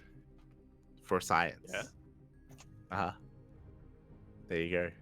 Are you saying that Terran isn't science? Obviously not. They got rid of the science vessel in StarCraft 2. True. In Brute War and StarCraft 1, I would say Terran had science. True. But they got rid of it. True. StarCraft 2. It's gone. Aye. You no longer have I mean, science. There was a lot of Terran victory here tonight, as there was Raynor, there was Nickrat, and there was Hero Marine as Big Gabe takes down Estrella 3-0. Very impressive showing. Very impressive and very surprising showing as well. I would have expected this matchup to also go into the ace match, or at the very least not be a 3-0 sweep. Still, really impressive stuff here from Hero Marine. Yeah, especially because Estrella has been doing really well as of late. It was only a couple of weeks ago where Estrella defeated Bjorn in Ursa, I think it was in Ursasaurus Cup, or maybe the Stego Monday #1. But like Estrella, he's been getting better and better results here. So for it to be a 3-0 is shocking to me as well. Yeah, I think something got ignited in Hero Marine though, ever since he hosted that German event, and he's been a lot more active, specifically in the German scene. He's been a lot more involved. I think that might have sparked something, like some kind of competitive spirit within him. Yeah, you might be onto something there. It might be the case that Gabe, he's been working behind the scenes a little bit over the past, during the off season, and he's been itching. He's been itching for that fight, itching for that competitive kind of spirit here, and yeah, very, very impressive. 3-0. Damn. Yeah. Against arguably, well, yeah, arguably, maybe not that arguable nowadays, the best player from North America right now. Yeah, yeah. I mean, I would say arguably because if you remember, we've been wanting that show match between Australia We and Trigger. have, Like yeah. wanted to be settled here. You know, who's currently the best in the Americas? I want him to face off. True. Yeah.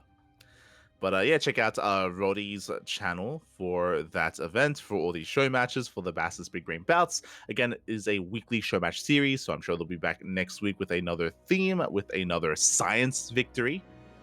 Because that makes sense. Yeah. There you go. The research. Oh, it's because they. Is it though?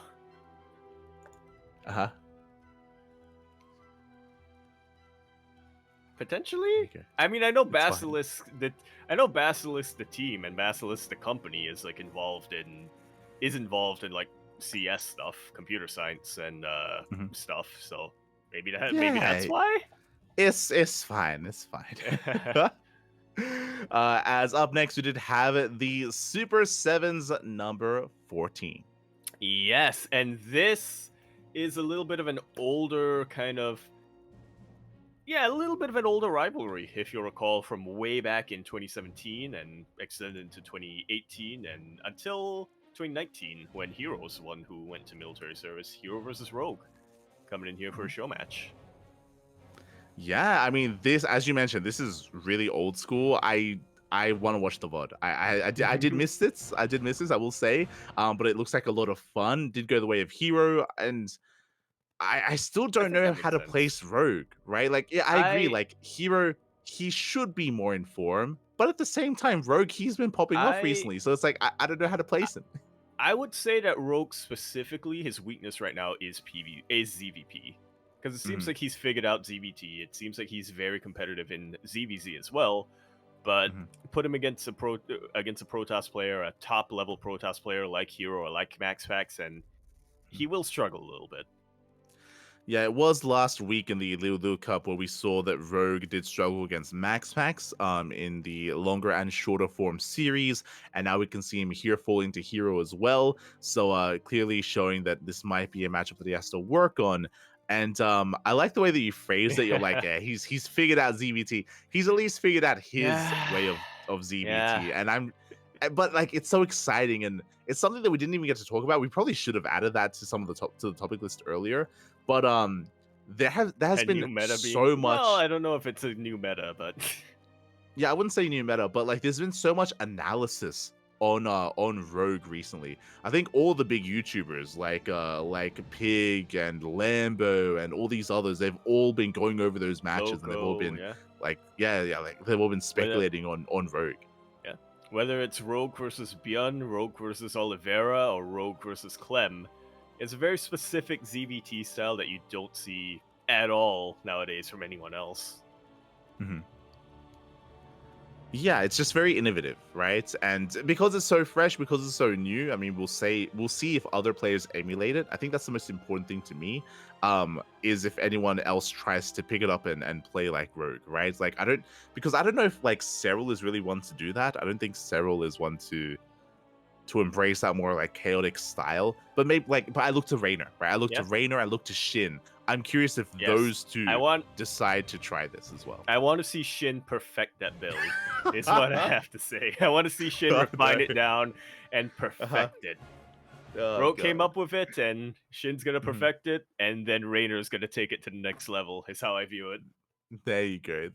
But that's what I'm most curious about. Like for the next big event when it comes around, like I'm gonna be looking at these other Zerg players, at their ZVT, to see who does try to like be like Rogue or even take it to the next level, as you said.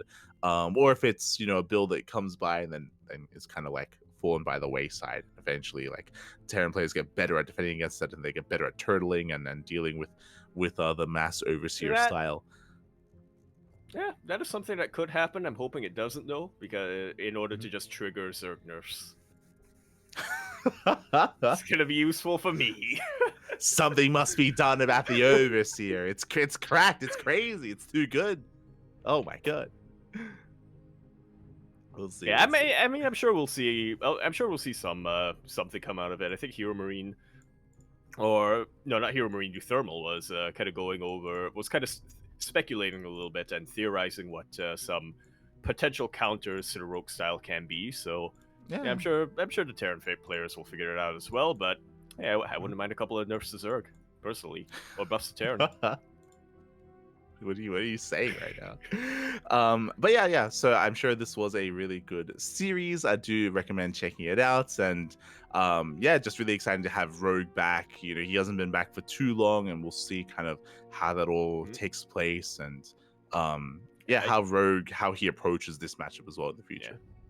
I think Rogue has really, in these past couple of weeks, really exemplified what he excels at, which is to be creative, more creative than the other Zerg players, and just figure out what works and what is kind of broken to an extent, or at least what looks broken on the outset, because yeah, that's what he excelled at prior to the military, and that's what is allowing him to maintain his competitive edge now, now that he has returned. Yeah, like there are certain key players that kind of do this, right? You have Rogue, who just recently has explored this kind of area.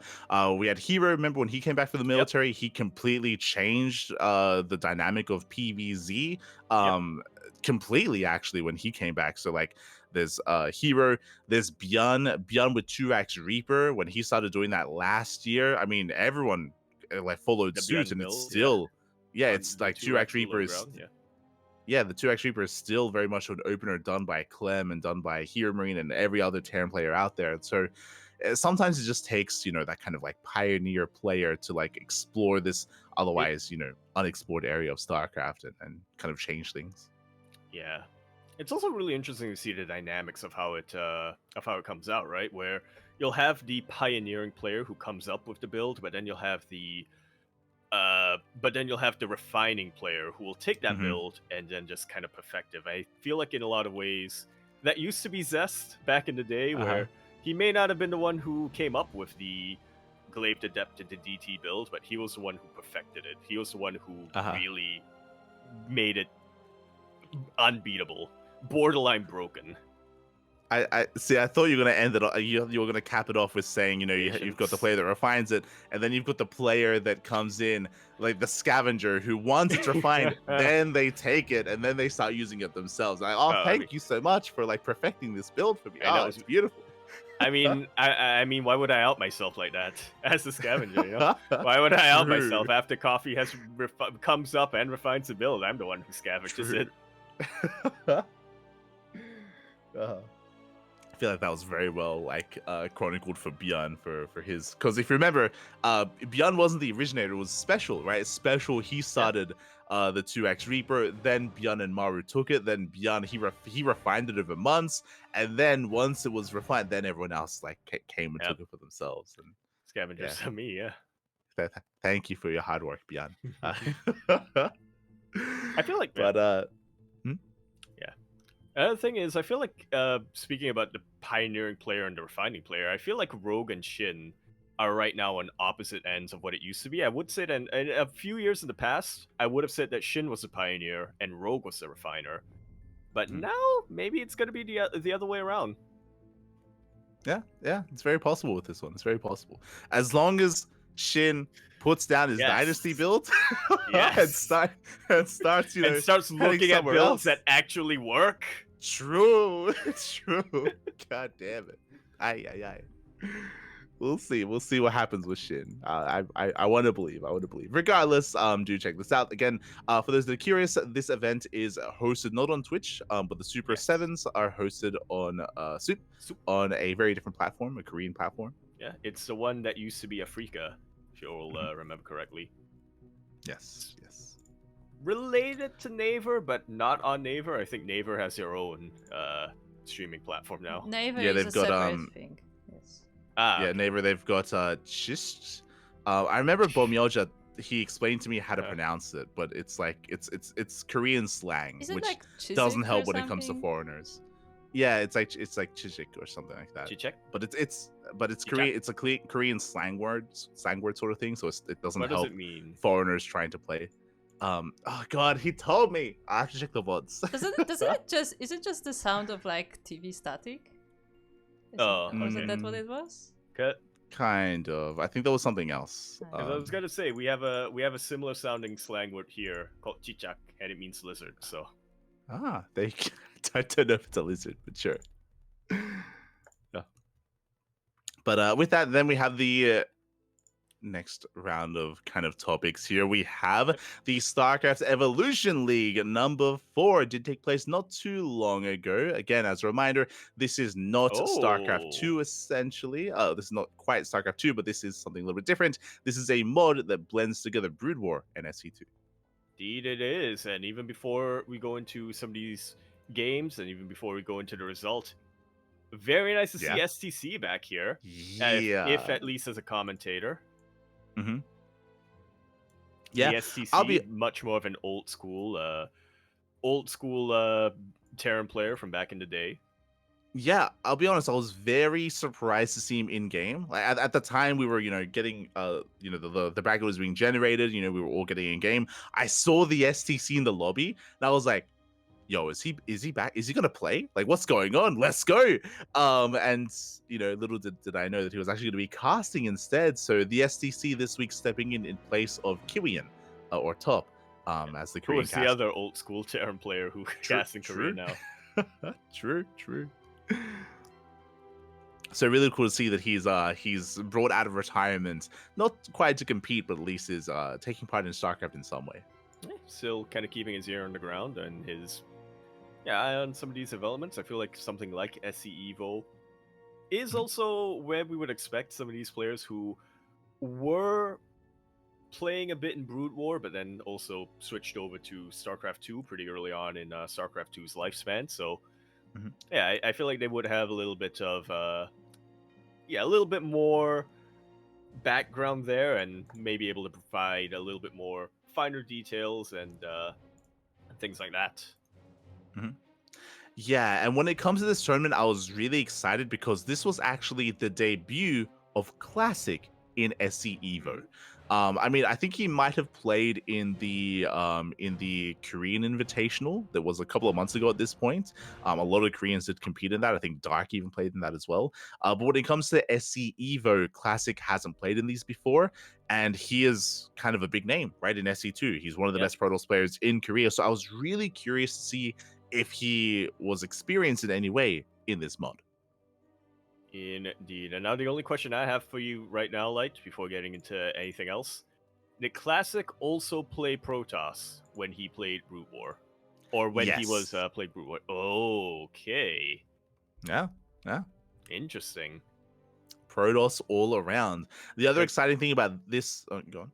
Yeah, no, I was just going to mention, because if you recall, Classic was another one of those up-and-coming Brood War pros who switched to StarCraft 2 with Heart of Swarm, but something to keep interesting to note is that Classic actually played Terran in Brood War, and also played Terran in his debut season of Pro League before realizing that Protoss actually fits his style way better in StarCraft 2.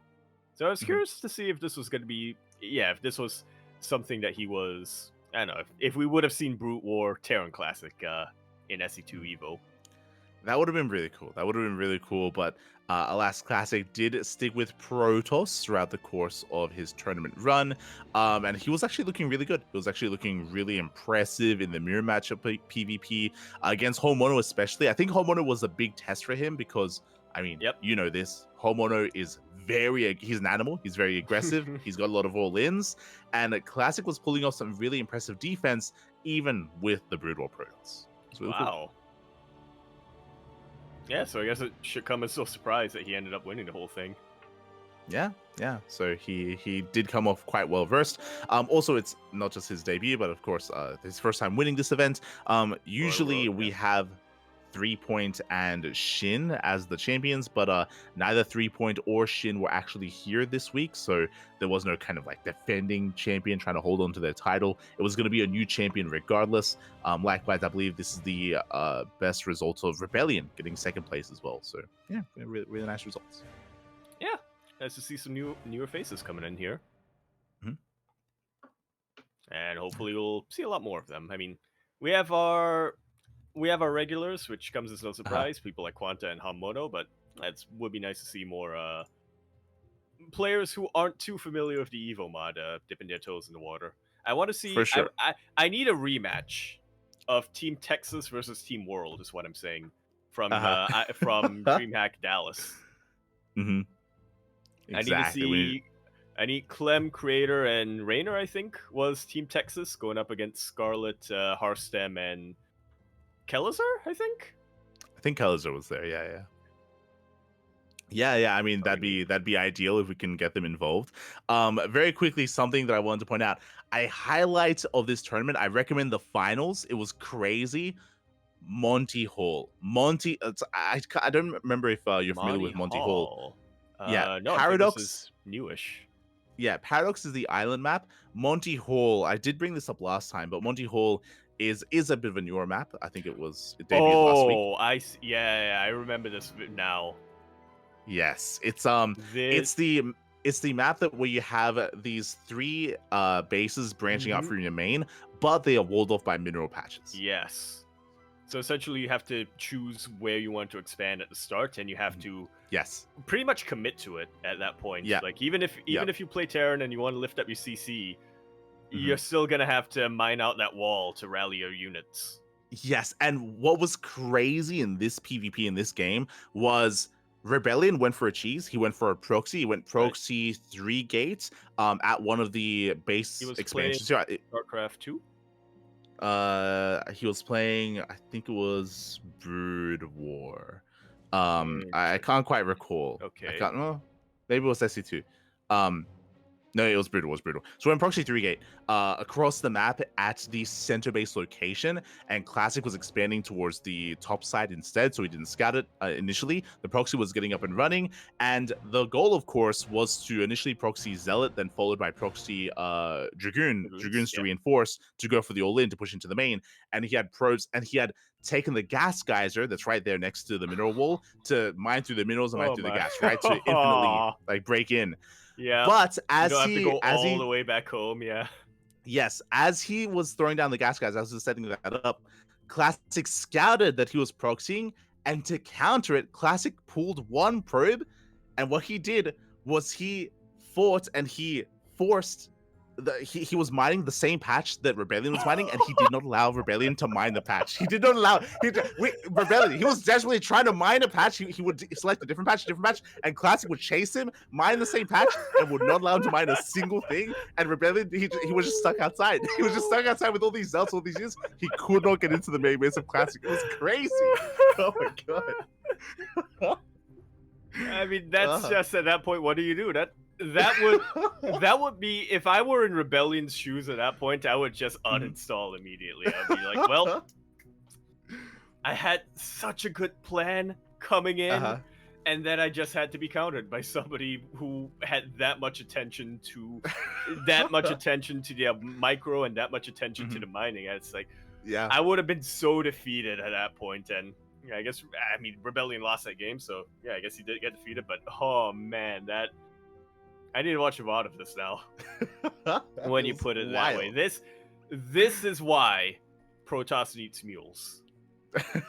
True. For those that are curious what we're referring to, in SE2, when a worker mines a mineral patch, it can only be mined by 1 worker at a time. So if you send another, this is why you have the worker kind of like battle at the start of like a ZVP, for example, with the probe just forcing inefficient mining. PvC, Exactly.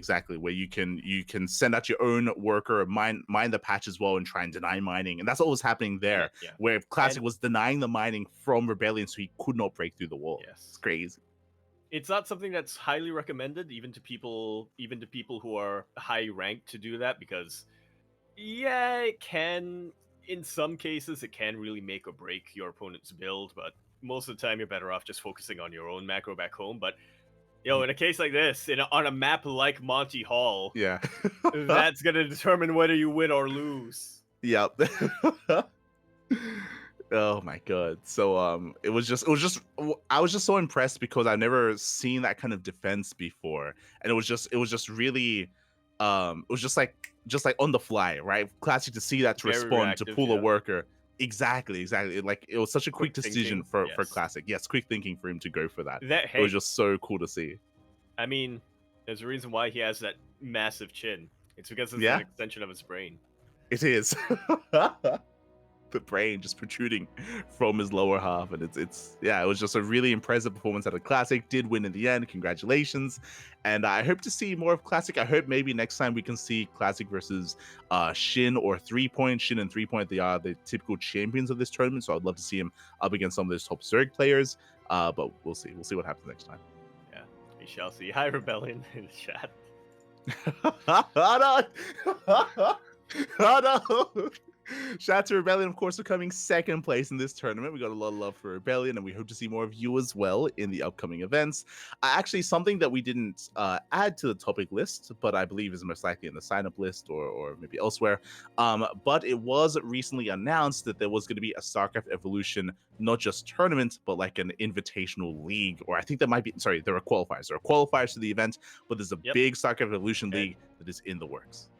Yes, and we can also see it on Wikipedia here for this StarCraft Evolution League. You can see the points that are going to be distributed to the players. So, yeah, that's going to be going into that idea and into the longer form league. The invitees, I believe, are going to be based on that. Yeah, exactly. But otherwise, we do have our next event. We do have the Home Story Cup qualifier. As we do head on over, and we have the conclusion of the second qualifier. That we do, and honestly, a little bit of a dark horse victory here, coming out for Nightmare, who beats Gumiho twice in this bracket, and yeah, is going to be securing that. Travel and accommodation over to Home Story Cup. Yeah, here we go. So Nightmare, I mean, a little bit more of a dark horse in this qualifier. I mean, Nightmare is a very strong player, don't get us wrong, but I do think we'd usually favor Gumiho over him. But no, Nightmare, he popped off. He broke Gumiho down twice, as you mentioned. Crazy. Yeah, very nicely done here, and yeah, pretty good showing overall for Team Streamer Zone as well. A lot of them signed up, and actually, yeah, all of them signed up. Funnily enough, and you know, Nightmare was the one who qualified. Gerald as well had a very close third place match here against Gumiho. Unfortunately, yeah, no prizes for third place in the qualifiers, but even so, it's a respectable showing, I would say. Yeah, we spoke about this earlier, right? It's like for Geralt to bring down DNS, sort of, Fiant, take a map off of Gumiho. I do hope that the organizers of Home Story Cup do take that into consideration and do, potentially hand out some invites to some of the top performing players in these qualifiers, as they are deserving to, to take part. So we'll see what happens with that. But regardless, it is really cool to see that Nightmare of all players is confirmed for the main event. Yeah. I don't know if he's actually gone to a Story Cup before. Yeah. Yeah. True. I don't think he's ever gone because usually their invites are like higher profile Koreans, right? Usually they're some of the bigger names like your Solars or your Björns or your Gumihos, for example. It's either the higher profile Koreans or the Koreans who are like really whatchamacallit. How would we describe Creator? Because Creator's been to quite a few Home Story Cups, Creator and Bunny, who I wouldn't necessarily say that they're high profile, but I mean, they're people who are always. I mean, it always seems like people want them in Home Story Cup. Mm-hmm. Oh yeah, especially because like they have. I think. Yeah, they're more social, right? They have slightly better English as well, right? So that they can kind of like interact with everyone else. So you're right in saying that they're usually, the ones that are brought in instead. So yeah, this is going to be a really, really nice moment for Nightmare, traveling to Home Story Cup for the first time, competing in it for the first time, and potentially having a really good showing there as well. Yeah, we'll see how it goes. At the very least, it'll be nice to see Nightmare on the casting couch. Oh yeah, exactly. That is another requirement for every player who plays in Home Story Cup. You have to cast at least once. And also, speaking of like invites as well, very quickly, Take TV, they better invite Gumiho because he's he's the reigning champion. He's literally the reigning champion of Home Story Cup, and he came second place in this qualifier. Like, come on, twice in two different qualifiers, he came in second place. True. Yeah, And also, twice. twice. And also, I'm now noticing Gumiho's still on Cloud 9, so, Yeah. Virtus Pro and Navi. So, hope. I mean, yeah. As you pointed out, I didn't even notice, but yeah, because Gumiho also came second place in the previous qualifier, like he is deserving to be at Home Story Cup. Hopefully he is. For those that are curious, the invitees of Home Story Cup have not been announced yet.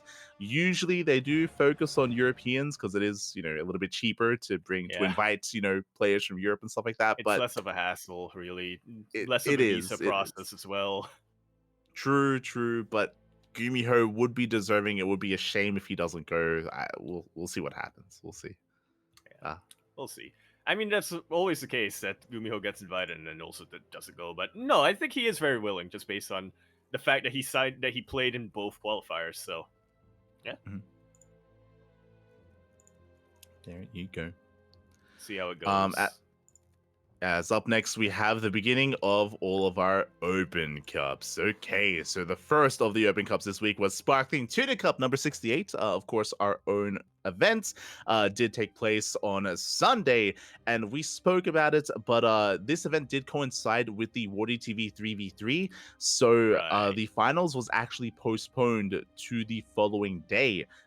We had to wait until the 3v3 did conclude, and then we held the finals. Yes. Shameless, who was in there, and actually, yeah, Geralt was playing in it as well. So, yeah, I had to wait a little while there. Speaking of which, Geralt ended up winning, which doesn't come as much of a surprise, I think, to most people. Yeah, but it's always nice to see Shameless having a strong showing as well. Yeah, Shameless, he did perform very well, very nicely. He went all the way to the ace match against Nikic. Honestly, that PvZ was quite close between Shameless and Nikic, but Shameless did take it in the end. The PvP was quite close as well. Fun fact, as Geralt and Shameless were competing in the finals, they were bantering a little bit, and Geralt was actually praising Shameless because Shameless's team was the one that defeated Beyond, Maru, and Ryung. So Geralt was like, oh, like, how was the series against the Korean Terrans? And Shameless, he was like, easy. Easy. Say, mate, we clowned on him, Papi. True. Geralt's like, all right, you've beaten 3 Terran players, but now I'm Protoss. So they were having some fun, definitely, and I mean, congratulations to Geralt, as you mentioned.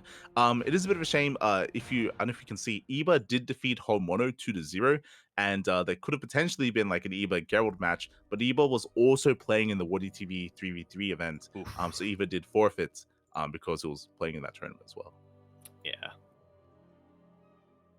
Unfortunate there. I mean, got to see Homono a little bit more, and did have a close series against Geralt, which is always nice to see. It's always nice to see that when the player proceeds, who maybe wasn't initially meant to proceed, they do show that they are worthy of that, and it wasn't just it wasn't just pure luck or anything like that. Yeah, for sure. So again, it was a nice performance there out of Geralt. Again, some of the other more regular players to take this event in the case of like Nightmare or Christiana or Beyond and Shin or Trap, they were not here. So Geralt, the big missing link here, yeah. He is, yeah. So Christiana, he was elsewhere. Geralt did clean house in his stead. Is going to be our champion. He's going to be our tune-up for the week. Meanwhile, the following day, we did have the Wardy TV Monday number 6. Indeed, we did, and I mean, I feel like we were just talking earlier about how Max and Clem... Max? I almost said Max and Clem packs. Clem and Max packs are the 2 winningest players in ESL Open Cup, and they've shown it again here in Wardy TV Monday. Now, both of them make it to the finals, and I think we mentioned last week how it looked like we were getting the rivalry back on track, where for a while it looked like Clem was dominating Max Packs, but Max Packs was starting to fight back last week, taking a couple of high-profile series against Clem, but this week it was not the case. It was a 3-0 in favor of Clem. And the games themselves were not too close. I mean, there was some intense moments, very intense moments, definitely.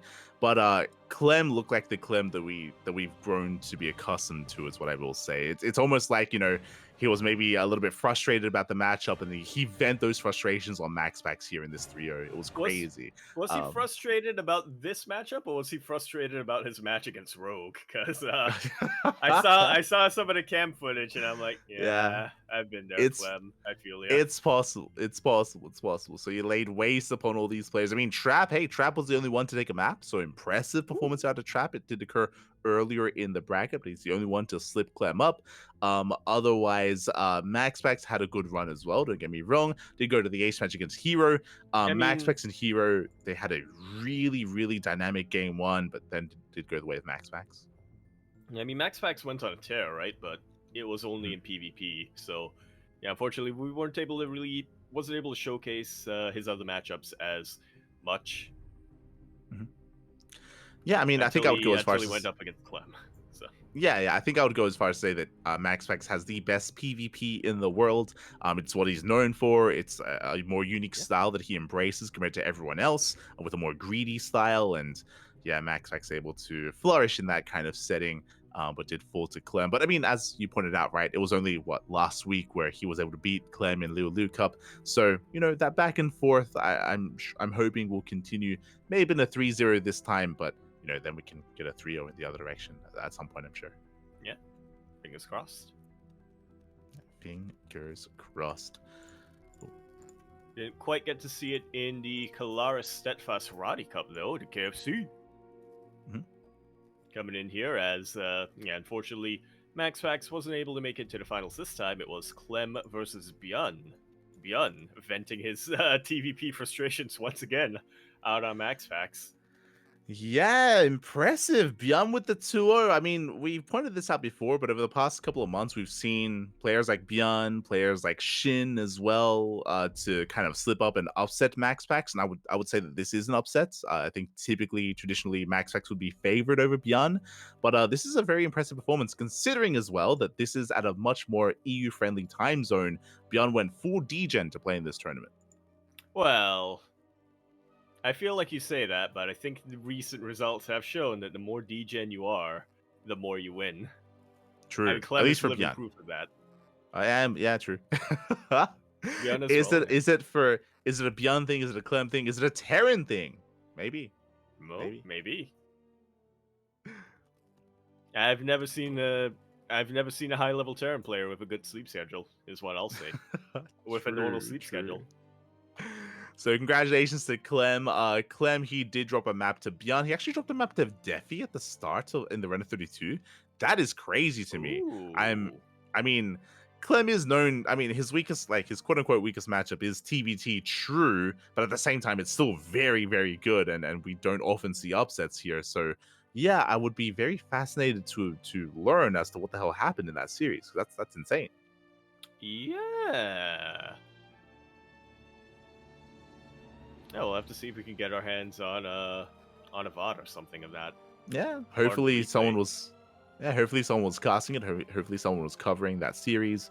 But yeah, shout out to Bjorn for having a deep run here, for MaxPax likewise dominating in PvP. Once again, MaxPax he PvPs his way into the semifinals where Bjorn kind of is the one to deny him. But yeah, GG. Clem wins another. Yeah, farming the weeklies once again. Yeah, exactly. You've got all these players taking some time off, like Cyril and Raynor, and they're all taking a break. Clem, nah, he's back on that grind. Yeah. What else he gonna do? True. Was he gonna play League? No. Yeah. Everything's closed by the time he wakes up, so. True. That's how you do it. See, he's on that degen sleep schedule not because it's a degen, but so he can focus on StarCraft, so he can kind of take everything else away. No distractions. The uwu birds are asleep. Mm-hmm. There you go. As the following morning, we did have the Stego Monday Cup. Now, Bjorn did pull an all-nighter, as he usually does. So he stayed up, he played in the Wardy event, then into the KSRS, then into the Stego Monday Cup. That he did. Unlike his opponent, who actually slept the night before, had a little bit of a rest and was able to defeat him 3-0 in the grand finals. Shin takes the W. He does. And what I will say is that this was a fast series as well. This 3-0, like Shin went full Shin. You can see the maps, Dynasty game 1, Post-Youth game 2. If I remember correctly, on Dynasty, Shin, he rushed into the goal base, of course. He went into Roach play from there. Post-Youth, he also... Fun fact, on Post-Youth, Shin didn't even take his in-base natural. He took the gold as his natural. Like, he was an animal. Oh my god. And he got away with it. I feel like you can just say, or you were going to say, you can see in the maps here, Dynasty. And then you're just going to leave it at that. Like, we all Shin know is an animal. Yeah. Exactly. I mean, thankfully, this wasn't a ZVP, so he wasn't tempted to spine rush. So that didn't occur. But yeah, just a really aggressive series from Shin, and Beyond actually had a hard time keeping up. You could definitely argue that maybe Beyond was definitely getting fatigued because he did pull an all-nighter, but at the same time, he's also used to the all-nighter, so I don't know how much we can really rely on that kind of narrative. No. Yeah. But GG. GG. Nicely done. Yeah, really impressive performance there out of Shin.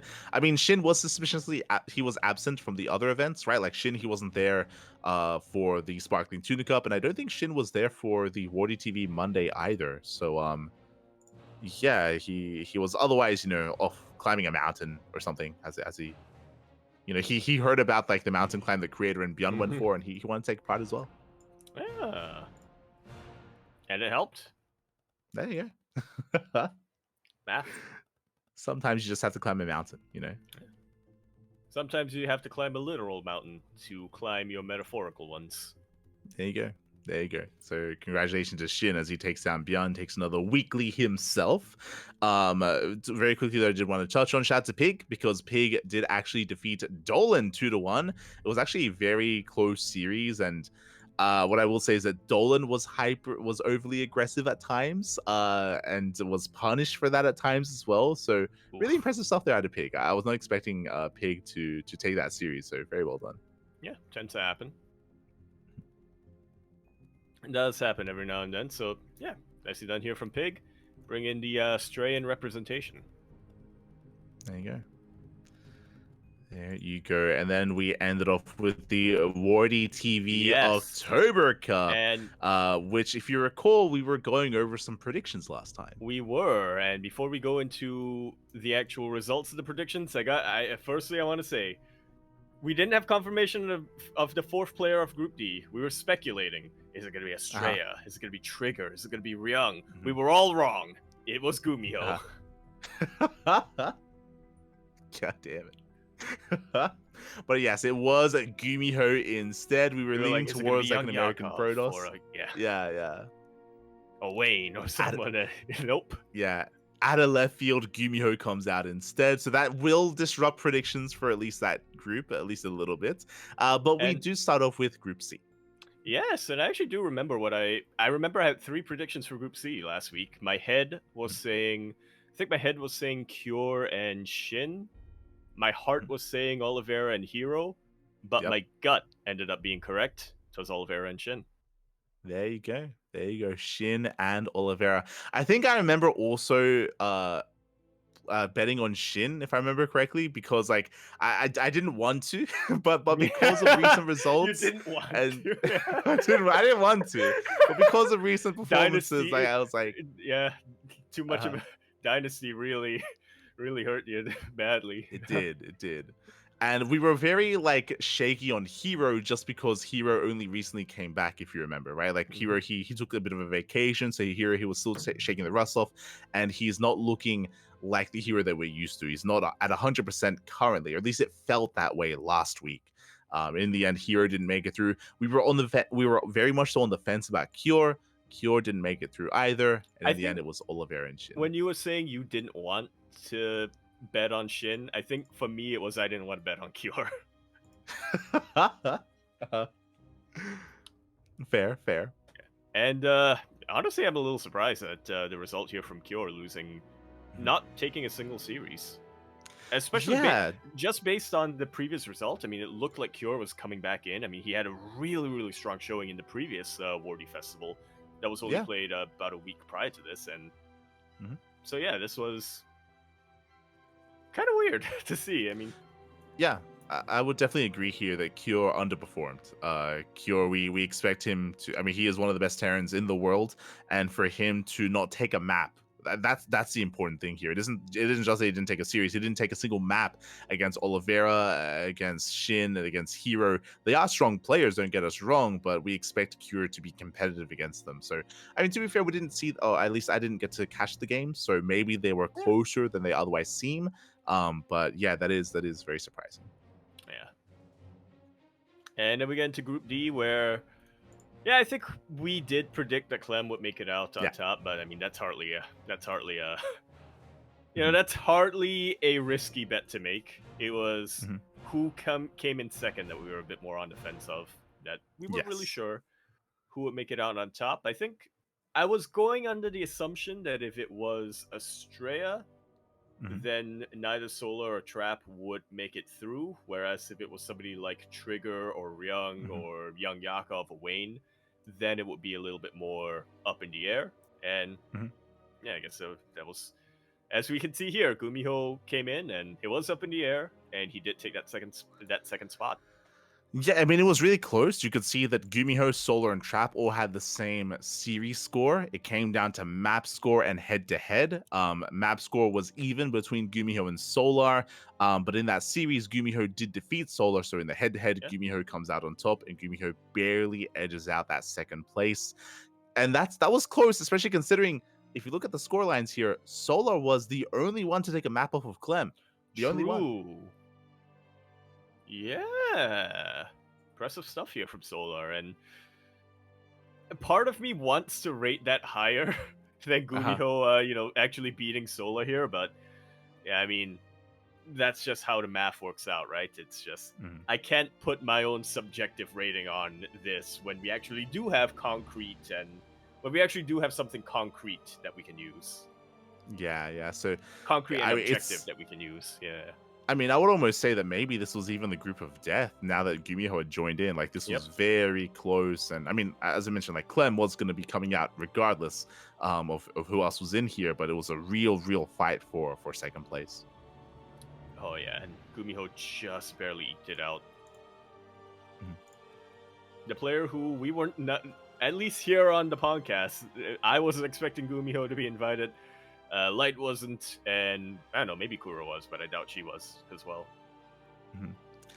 Yeah, so congratulations to Clem and Gumiho. We kind of glossed over it, but there was actually a similar scenario in Group C where Cure struggled, but Hero, Shin, and Oliveira, they also had an even series score, 2-1, all three of them. Oh, true. Crazy. Yeah. Yeah, they took games and series against each other. It's just Kior, unfortunately, wasn't quite able to come ahead. Yeah, so very close between Oliveira, Shin, and Hero. In the end, it come down to the overall map score, Yep. and Oliveira and He Shin were able to come out on top there.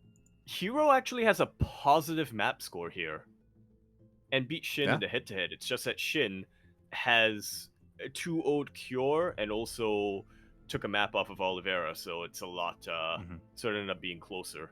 Or he ended Mhm. up taking the edge. There's a very real world out there where Hero 2-0's Shin, and it's Hero that advances instead. Yeah, definitely. Like that. It came down to one map. It did come down to one map there. So in the end, Shin did take it, but it was very close. And wish everyone the best of luck, as now we have our playoff bracket seeded. Indeed, and here's something Oh, that's the unfortunate, rematch! Light. Oh! We do have the rematch, but here's something that's unfortunate, Light.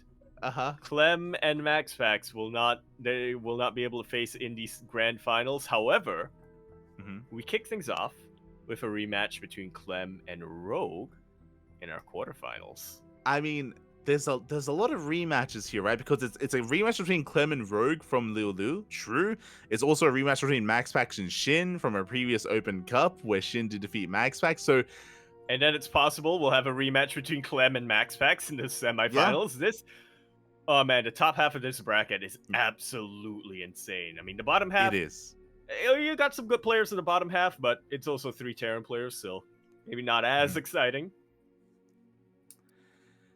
Yeah, I would agree. I do think that the top half is very stacked. It's very stacked and very competitive, a little bit more so than the And also a bottom bit half, more, unfortunately. and But also there's a bit of a narrative you can go of in the top half, at least based on recent history. 100%, 100%. So I'm very much so looking forward to it because I can see a world where Clem and MaxPax rematch in the semis. I could see a world where they don't. I can see a world I where could see Rogue can Rogue beat beating Clem Clem again. again. Yeah. Yeah. I can And we see got a Shin rematch beating between Rogue and MaxPax. MaxPax. Oh. Yeah. Could have that rematch as well. Rematch between Rogue and Shin from Luli. Yeah. Oh man, that's so much here. So much There revenge. There's a lot going on. Likewise, when it comes to the lower half of the bracket, I think Oliveira and Gumiho is going to be quite close in a TVT. That's going to be the one that's I tough like. to call. I feel like Yeah. Gumiho has been on fire lately, so I don't want to bet against Gumiho, but also historically, I feel like Oliveira's had really good TBT, so I think right now my gut is telling me that Gumiho might just edge it out in a fight. It may just edge it out 3-2, but I would not be surprised if Oliveira takes it. Well, I mean, we got to step in now. Okay, we got to step in. We have the playoff. We have the quarterfinals. Yaku right. from top to bottom. All right. Predictions. All right. Back. Grand finals. God damn it! I wanted to go for Showtime Gumiho grand finals, but that's also not possible.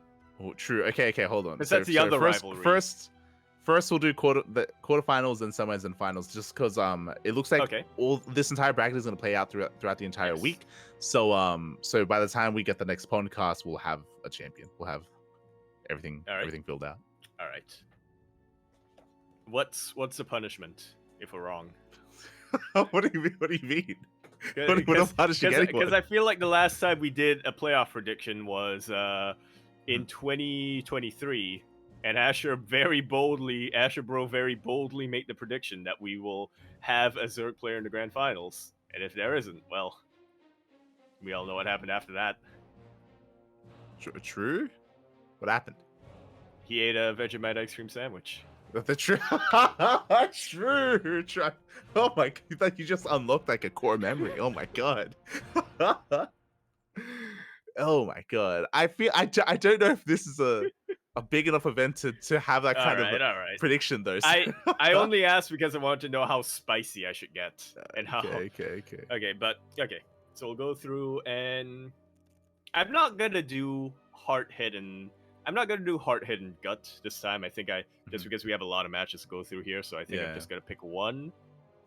All right, MaxPax versus Shin.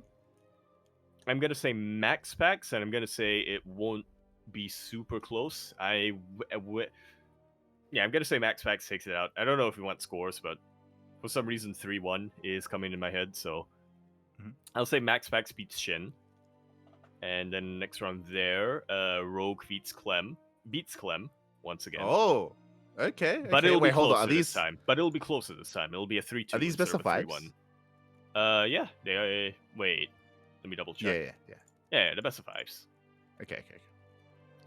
And so I think Rogue will beat Clem again, but it's going to be closer this time. And so we'll have a MaxPax Rogue semifinals. That, I think, is also going to come down to the ace match, and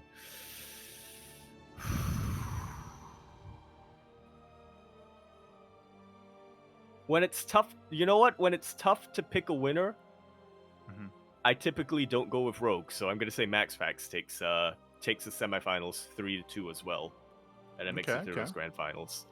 Lower half, Showtime versus Spirit and Oliveira versus Gumiho. I'm going to 100% admit that while I'm trying to blend together my different organs, the lower half quarterfinals is 100% a heart pick. Showtime beats Spirit, Gumiho beats Oliveira, and then we get a rematch between Showtime and Gumiho. Okay, let's go, the rematches. Okay. Okay, does history repeat itself, or I think this is going to be Showtime's time. I think this is going to be Showtime's time. Okay. That's a gut feeling, though. Gumiho has been on fire lately. But he also lost to Nightmare in Home Story Cup qualifiers twice, so maybe weakness in TVP. True. But then at the same time, Showtime doesn't play like Nightmare plays, so True. I think Showtime will edge it out. I think Showtime will edge it out. I think Showtime will edge it Okay. out, and then we have the PvP Grand Finals, MaxFax PvP versus finals. Showtime. PvP Uh-huh. Finals, yeah. I wouldn't be surprised if Gumiho beats Showtime again, if history repeats itself there. Uh-huh. But, yeah, I'm gonna go with MaxFax Showtime Grand Finals. Okay. I'm gonna say I'm probably gonna agree with a lot of what you said. I'm surprised. Honestly, I have a hard time with MaxPax Shin. I think MaxPax is the favorite player. I can see Shin cheesing the hell out of him though, but I guarantee you, it's a best of I know 5. what you're They're gonna gonna play on say. Dynasty. Yep. They're gonna play on Dynasty, and MaxPax is gonna win. Yep. 100%. It's That's all gonna about happen. It's all about when Dynasty is played, right? Is it at the start of the series or is it towards the end? And that's going to be the deciding factor. So I'm leaning more towards MaxPax. I like, part of me is like, I can see Shin winning that, but I'm gonna go for MaxPax there. When it comes to Clem versus Rogue, I don't think enough time has passed for Clem, especially because of how emotional he was, and I do think eventually he will refine himself and get better responses, and just and have a better way to deal with Rogue's style. I don't think it's been long enough for that. I still think that Rogue will have Clem's number in a best of 5, and I would have to say that Rogue would defeat Clem here. But I could definitely see, logically, I could actually see a world where maybe Clem just goes for a more aggressive route, and tries to end the games earlier instead. Yeah, and maybe tries to end the game earlier to not allow Rogue to even get to that kind of game state where the map is split in half and he's got, like, max out army, mass overseer. It's possible that might be Clem's approach, but I think I'm gonna lean towards Rogue here as well. It's hard to call though. It's so hard. Oh god. Showtime versus Spirits. I do think that Showtime is in better form, especially based on the Open Cup results. I would give it to Showtime there. Oliveira versus Gumiho. This is where we probably deviate. It's gotta be Oliveira. All right. It's gotta be Penan. Oh my god. I can 100% see Peinan taking the W on Gumiho, but my heart wants what it wants. I want the rivalry to keep going between Showtime. That's and Gumiho, fair. man. It's a good reason. It's a good reason to go for Gumiho, for the Showtime Gumiho rematch. I can understand that. I can get behind it. But I'm still very impressed by Oliveira's TVT at EWC. We saw so much of it. So I want to say that Oliveira's going to take it here. Advance on. Showtime versus Oliveira. I'm going to give it to Oliveira there. And so instead of the PvP finals, I would say TVP finals. MaxPax over Rogue. MaxPax will defeat him. And we got MaxPax versus Oliveira in the finals instead. Yeah, I think that will also be a very exciting match to watch. I don't think Oliveira and MaxPax play against each other too often. Just because, for starters, MaxPax doesn't play in offline events. But also, MaxPax mostly plays in, like, the EU-focused time zones and the EU and NA kind of focused time zones. Occasionally you'll see him in the Asia Open Cups, but that's if he wakes up in time. Whereas Oliveira, unlike most other Terran players, he's not a complete degen, so he doesn't really stay up for the EU Cups and all that. So that would be a pretty exciting match as well. It would.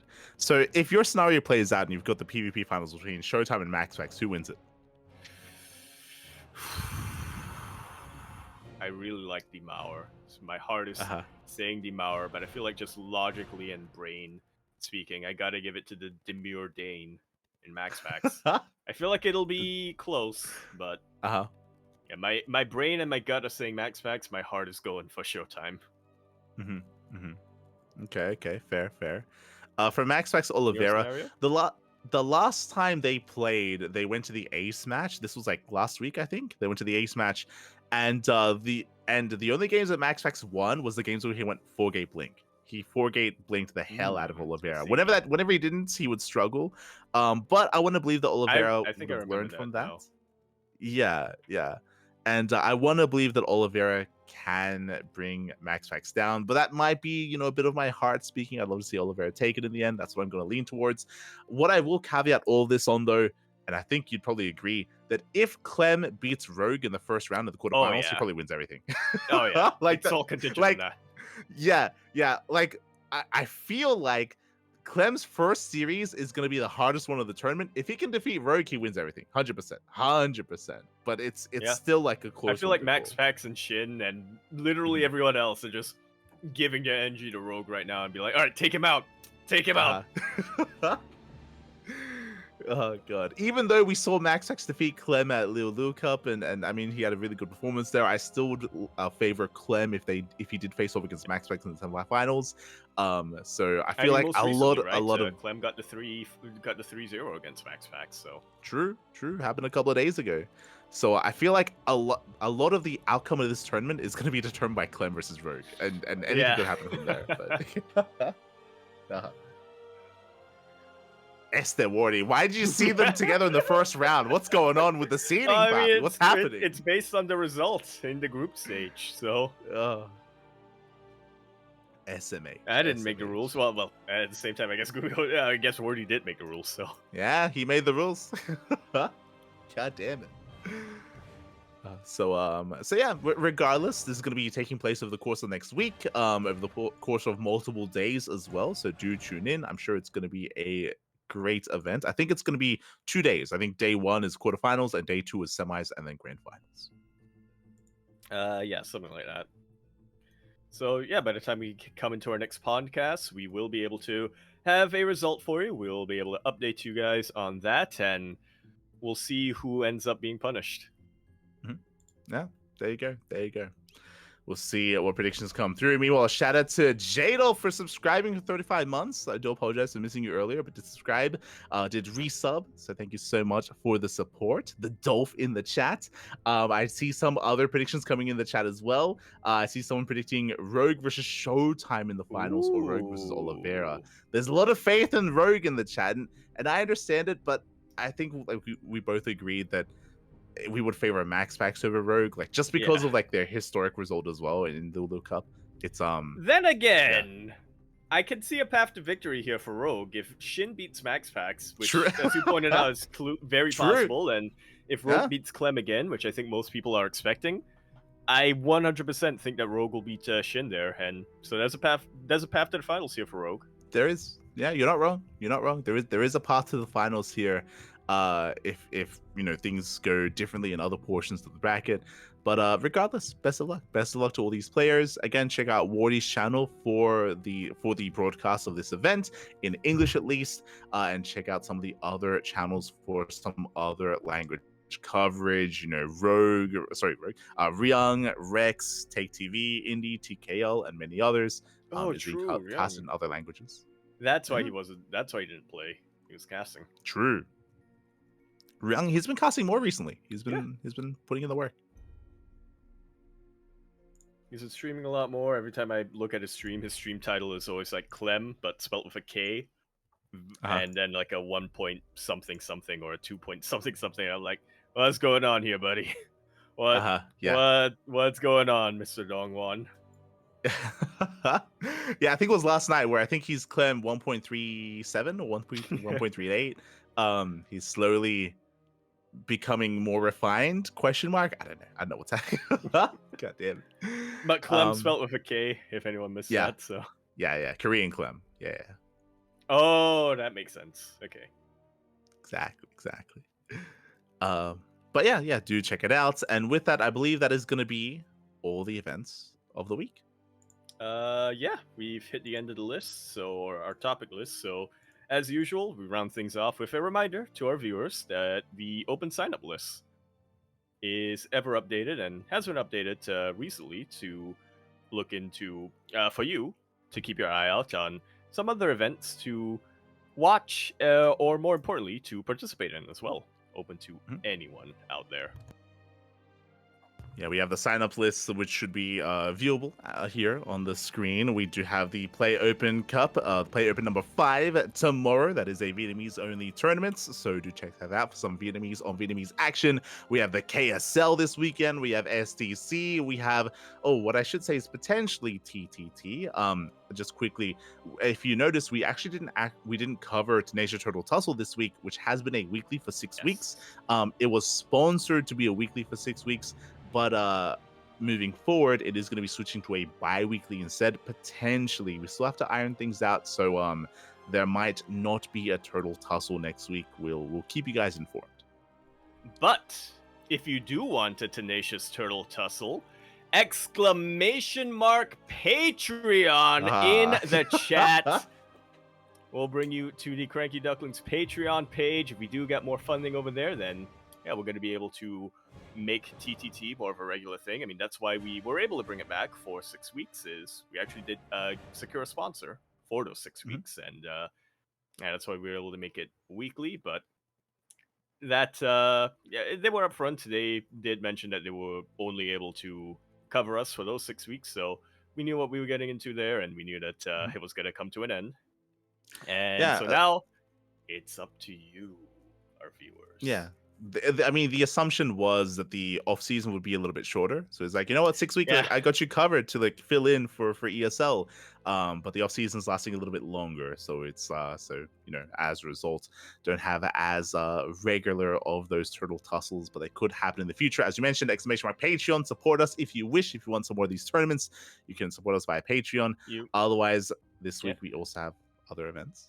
You can also subscribe to the Twitch channel, and that will leave you the emotes as well. But yeah, I do know that Twitch raised their prices recently, so I think for many of you, Patreon might be a bit more feasible. Also, I would like to point out that something that's not on the list is the Stego Monday Cup, because it is Pig has stepped up, and he will be, as I understand, he will be like co-sponsoring that, and they are currently figuring out the name for the event. Yep. Pigosaurus. That's got to be it, right? The Pigosaurus Cup, or the Stego Ig Cup. Stegig, the Stig. The Stig. Is that copyrighted? I think that's copyrighted.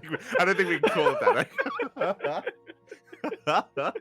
Like we're both immediately like, oh, we can't use that. No, never mind. No, fucking James May would just be knocking down our door. Hi. So yeah, it is exciting to hear. We'll see what the next name of that tournament is going to be.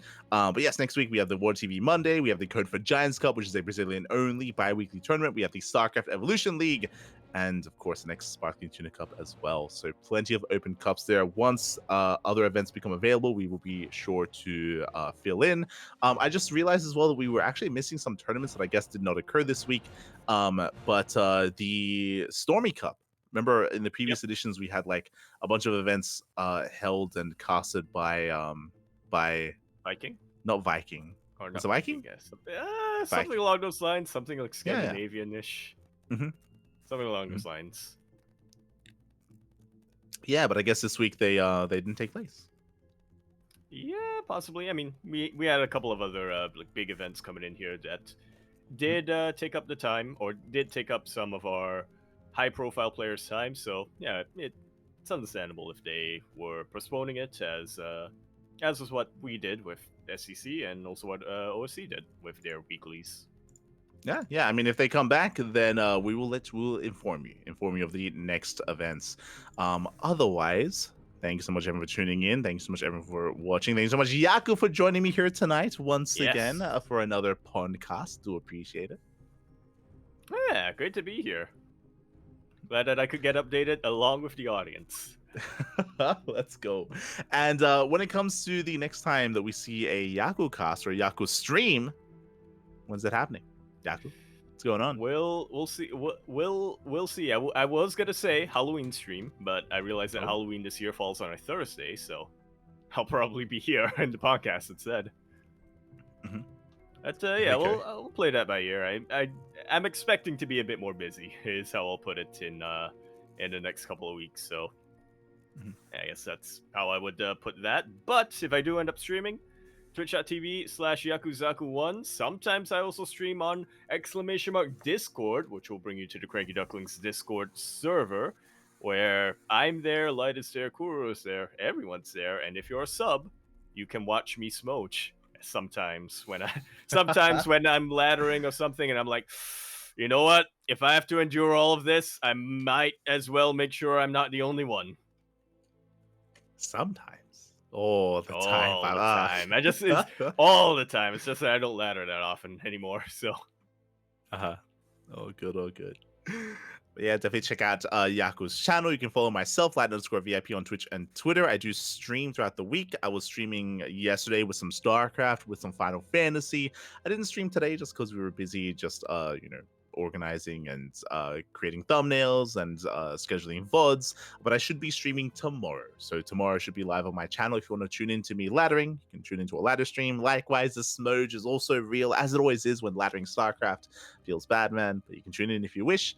Otherwise, our next cast on this channel should be on the weekend. Should be Saturday. Saturday is going to be the KSL, the Korean StarCraft League, alongside Master Swan Open, our bi-weekly amateur event for players 4.7k and below. I need to set an alarm. I'm gonna do it now so that I don't forget.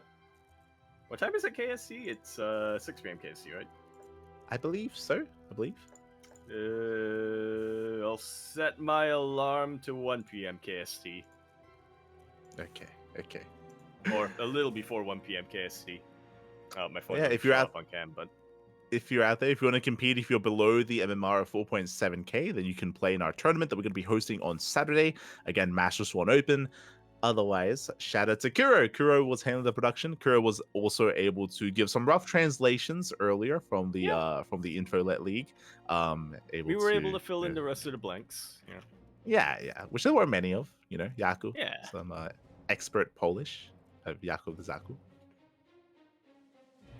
Thank you for that as well, for the impromptu translations. The trick is that you have to remember Polish is reverse Indonesian. Yeah. So basically, you just speak Indonesian backwards and you go Polish. Exactly. Or speak it upside down. Yeah, exactly. There you go. I think I can hear Kurt confirming. In the production room. I can see her right now nodding along. Yeah. She agrees. So with that, again, if you want to tune in or support Kuro, who's handling the production, Kuro does also often stream on her own channel. Kuro, production. When's the next stream? When are we seeing some more Kuro? When are we getting the Kuro? That is a good question, actually. I mean, potentially maybe tomorrow or something, but I mean, depends. It depends. As I said, for now, I still have a lot of things to do, a lot of things to sort out. We do stream Final Fantasy XIV with Light at least once a week, so you can look forward to that. But other than that, for my solo streams, I still have to figure out my schedule, but they will be coming eventually. I definitely want to stream in winter, so we will see. When it's cold. Cookie stream.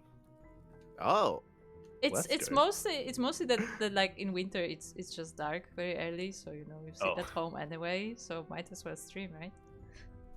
Oh right, I forgot that's a thing with seasons, is that the light can change, the sunlight can change. Doesn't happen in Singapore. Doesn't happen. But with that, thanks for watching, everyone. Thanks for the support. Our next PondCast is going to be next week. It is a weekly show, just a way to round up all the events of the week here in StarCraft. Again, if we missed anything, if you want us to talk about, either a tournament or a topic, then let us know on Discord, and we will be on top of that. We will add it to the next topic plan or the next topic list. Otherwise, thanks so much, and we'll see you guys over the weekend for our next tournament cast. Yeah, we'll see you then. Also quickly, before we go, Steelbot just subscribed for 70-month streak. Woo! 70 months. He's no longer 69. No. All right, time to unsub and then go through it all over again. Oh no. Thank you so much, Steelmo. Thank you so much, Steak, for all the support. Again, Steelmo did start the CranKy Ducklings alongside us way back many, many years ago. Much One love. of our Much very love. first subs, if I remember correctly. Much love. Not the first, I think that's Soko. But they subbed it around the same time, so. Mm-hmm. Yeah, much Thank you so much for appreciated. watching. Quack! Quack. Quack! We're not quack. we're not quacking 70 times. Oh. No. That's not happening. That's not happening. But thank you so much everyone for tuning in. Thanks so much for watching. We'll see you guys over the weekend. Until then, hasta luego. Hasta la vista. Ciao. Bella.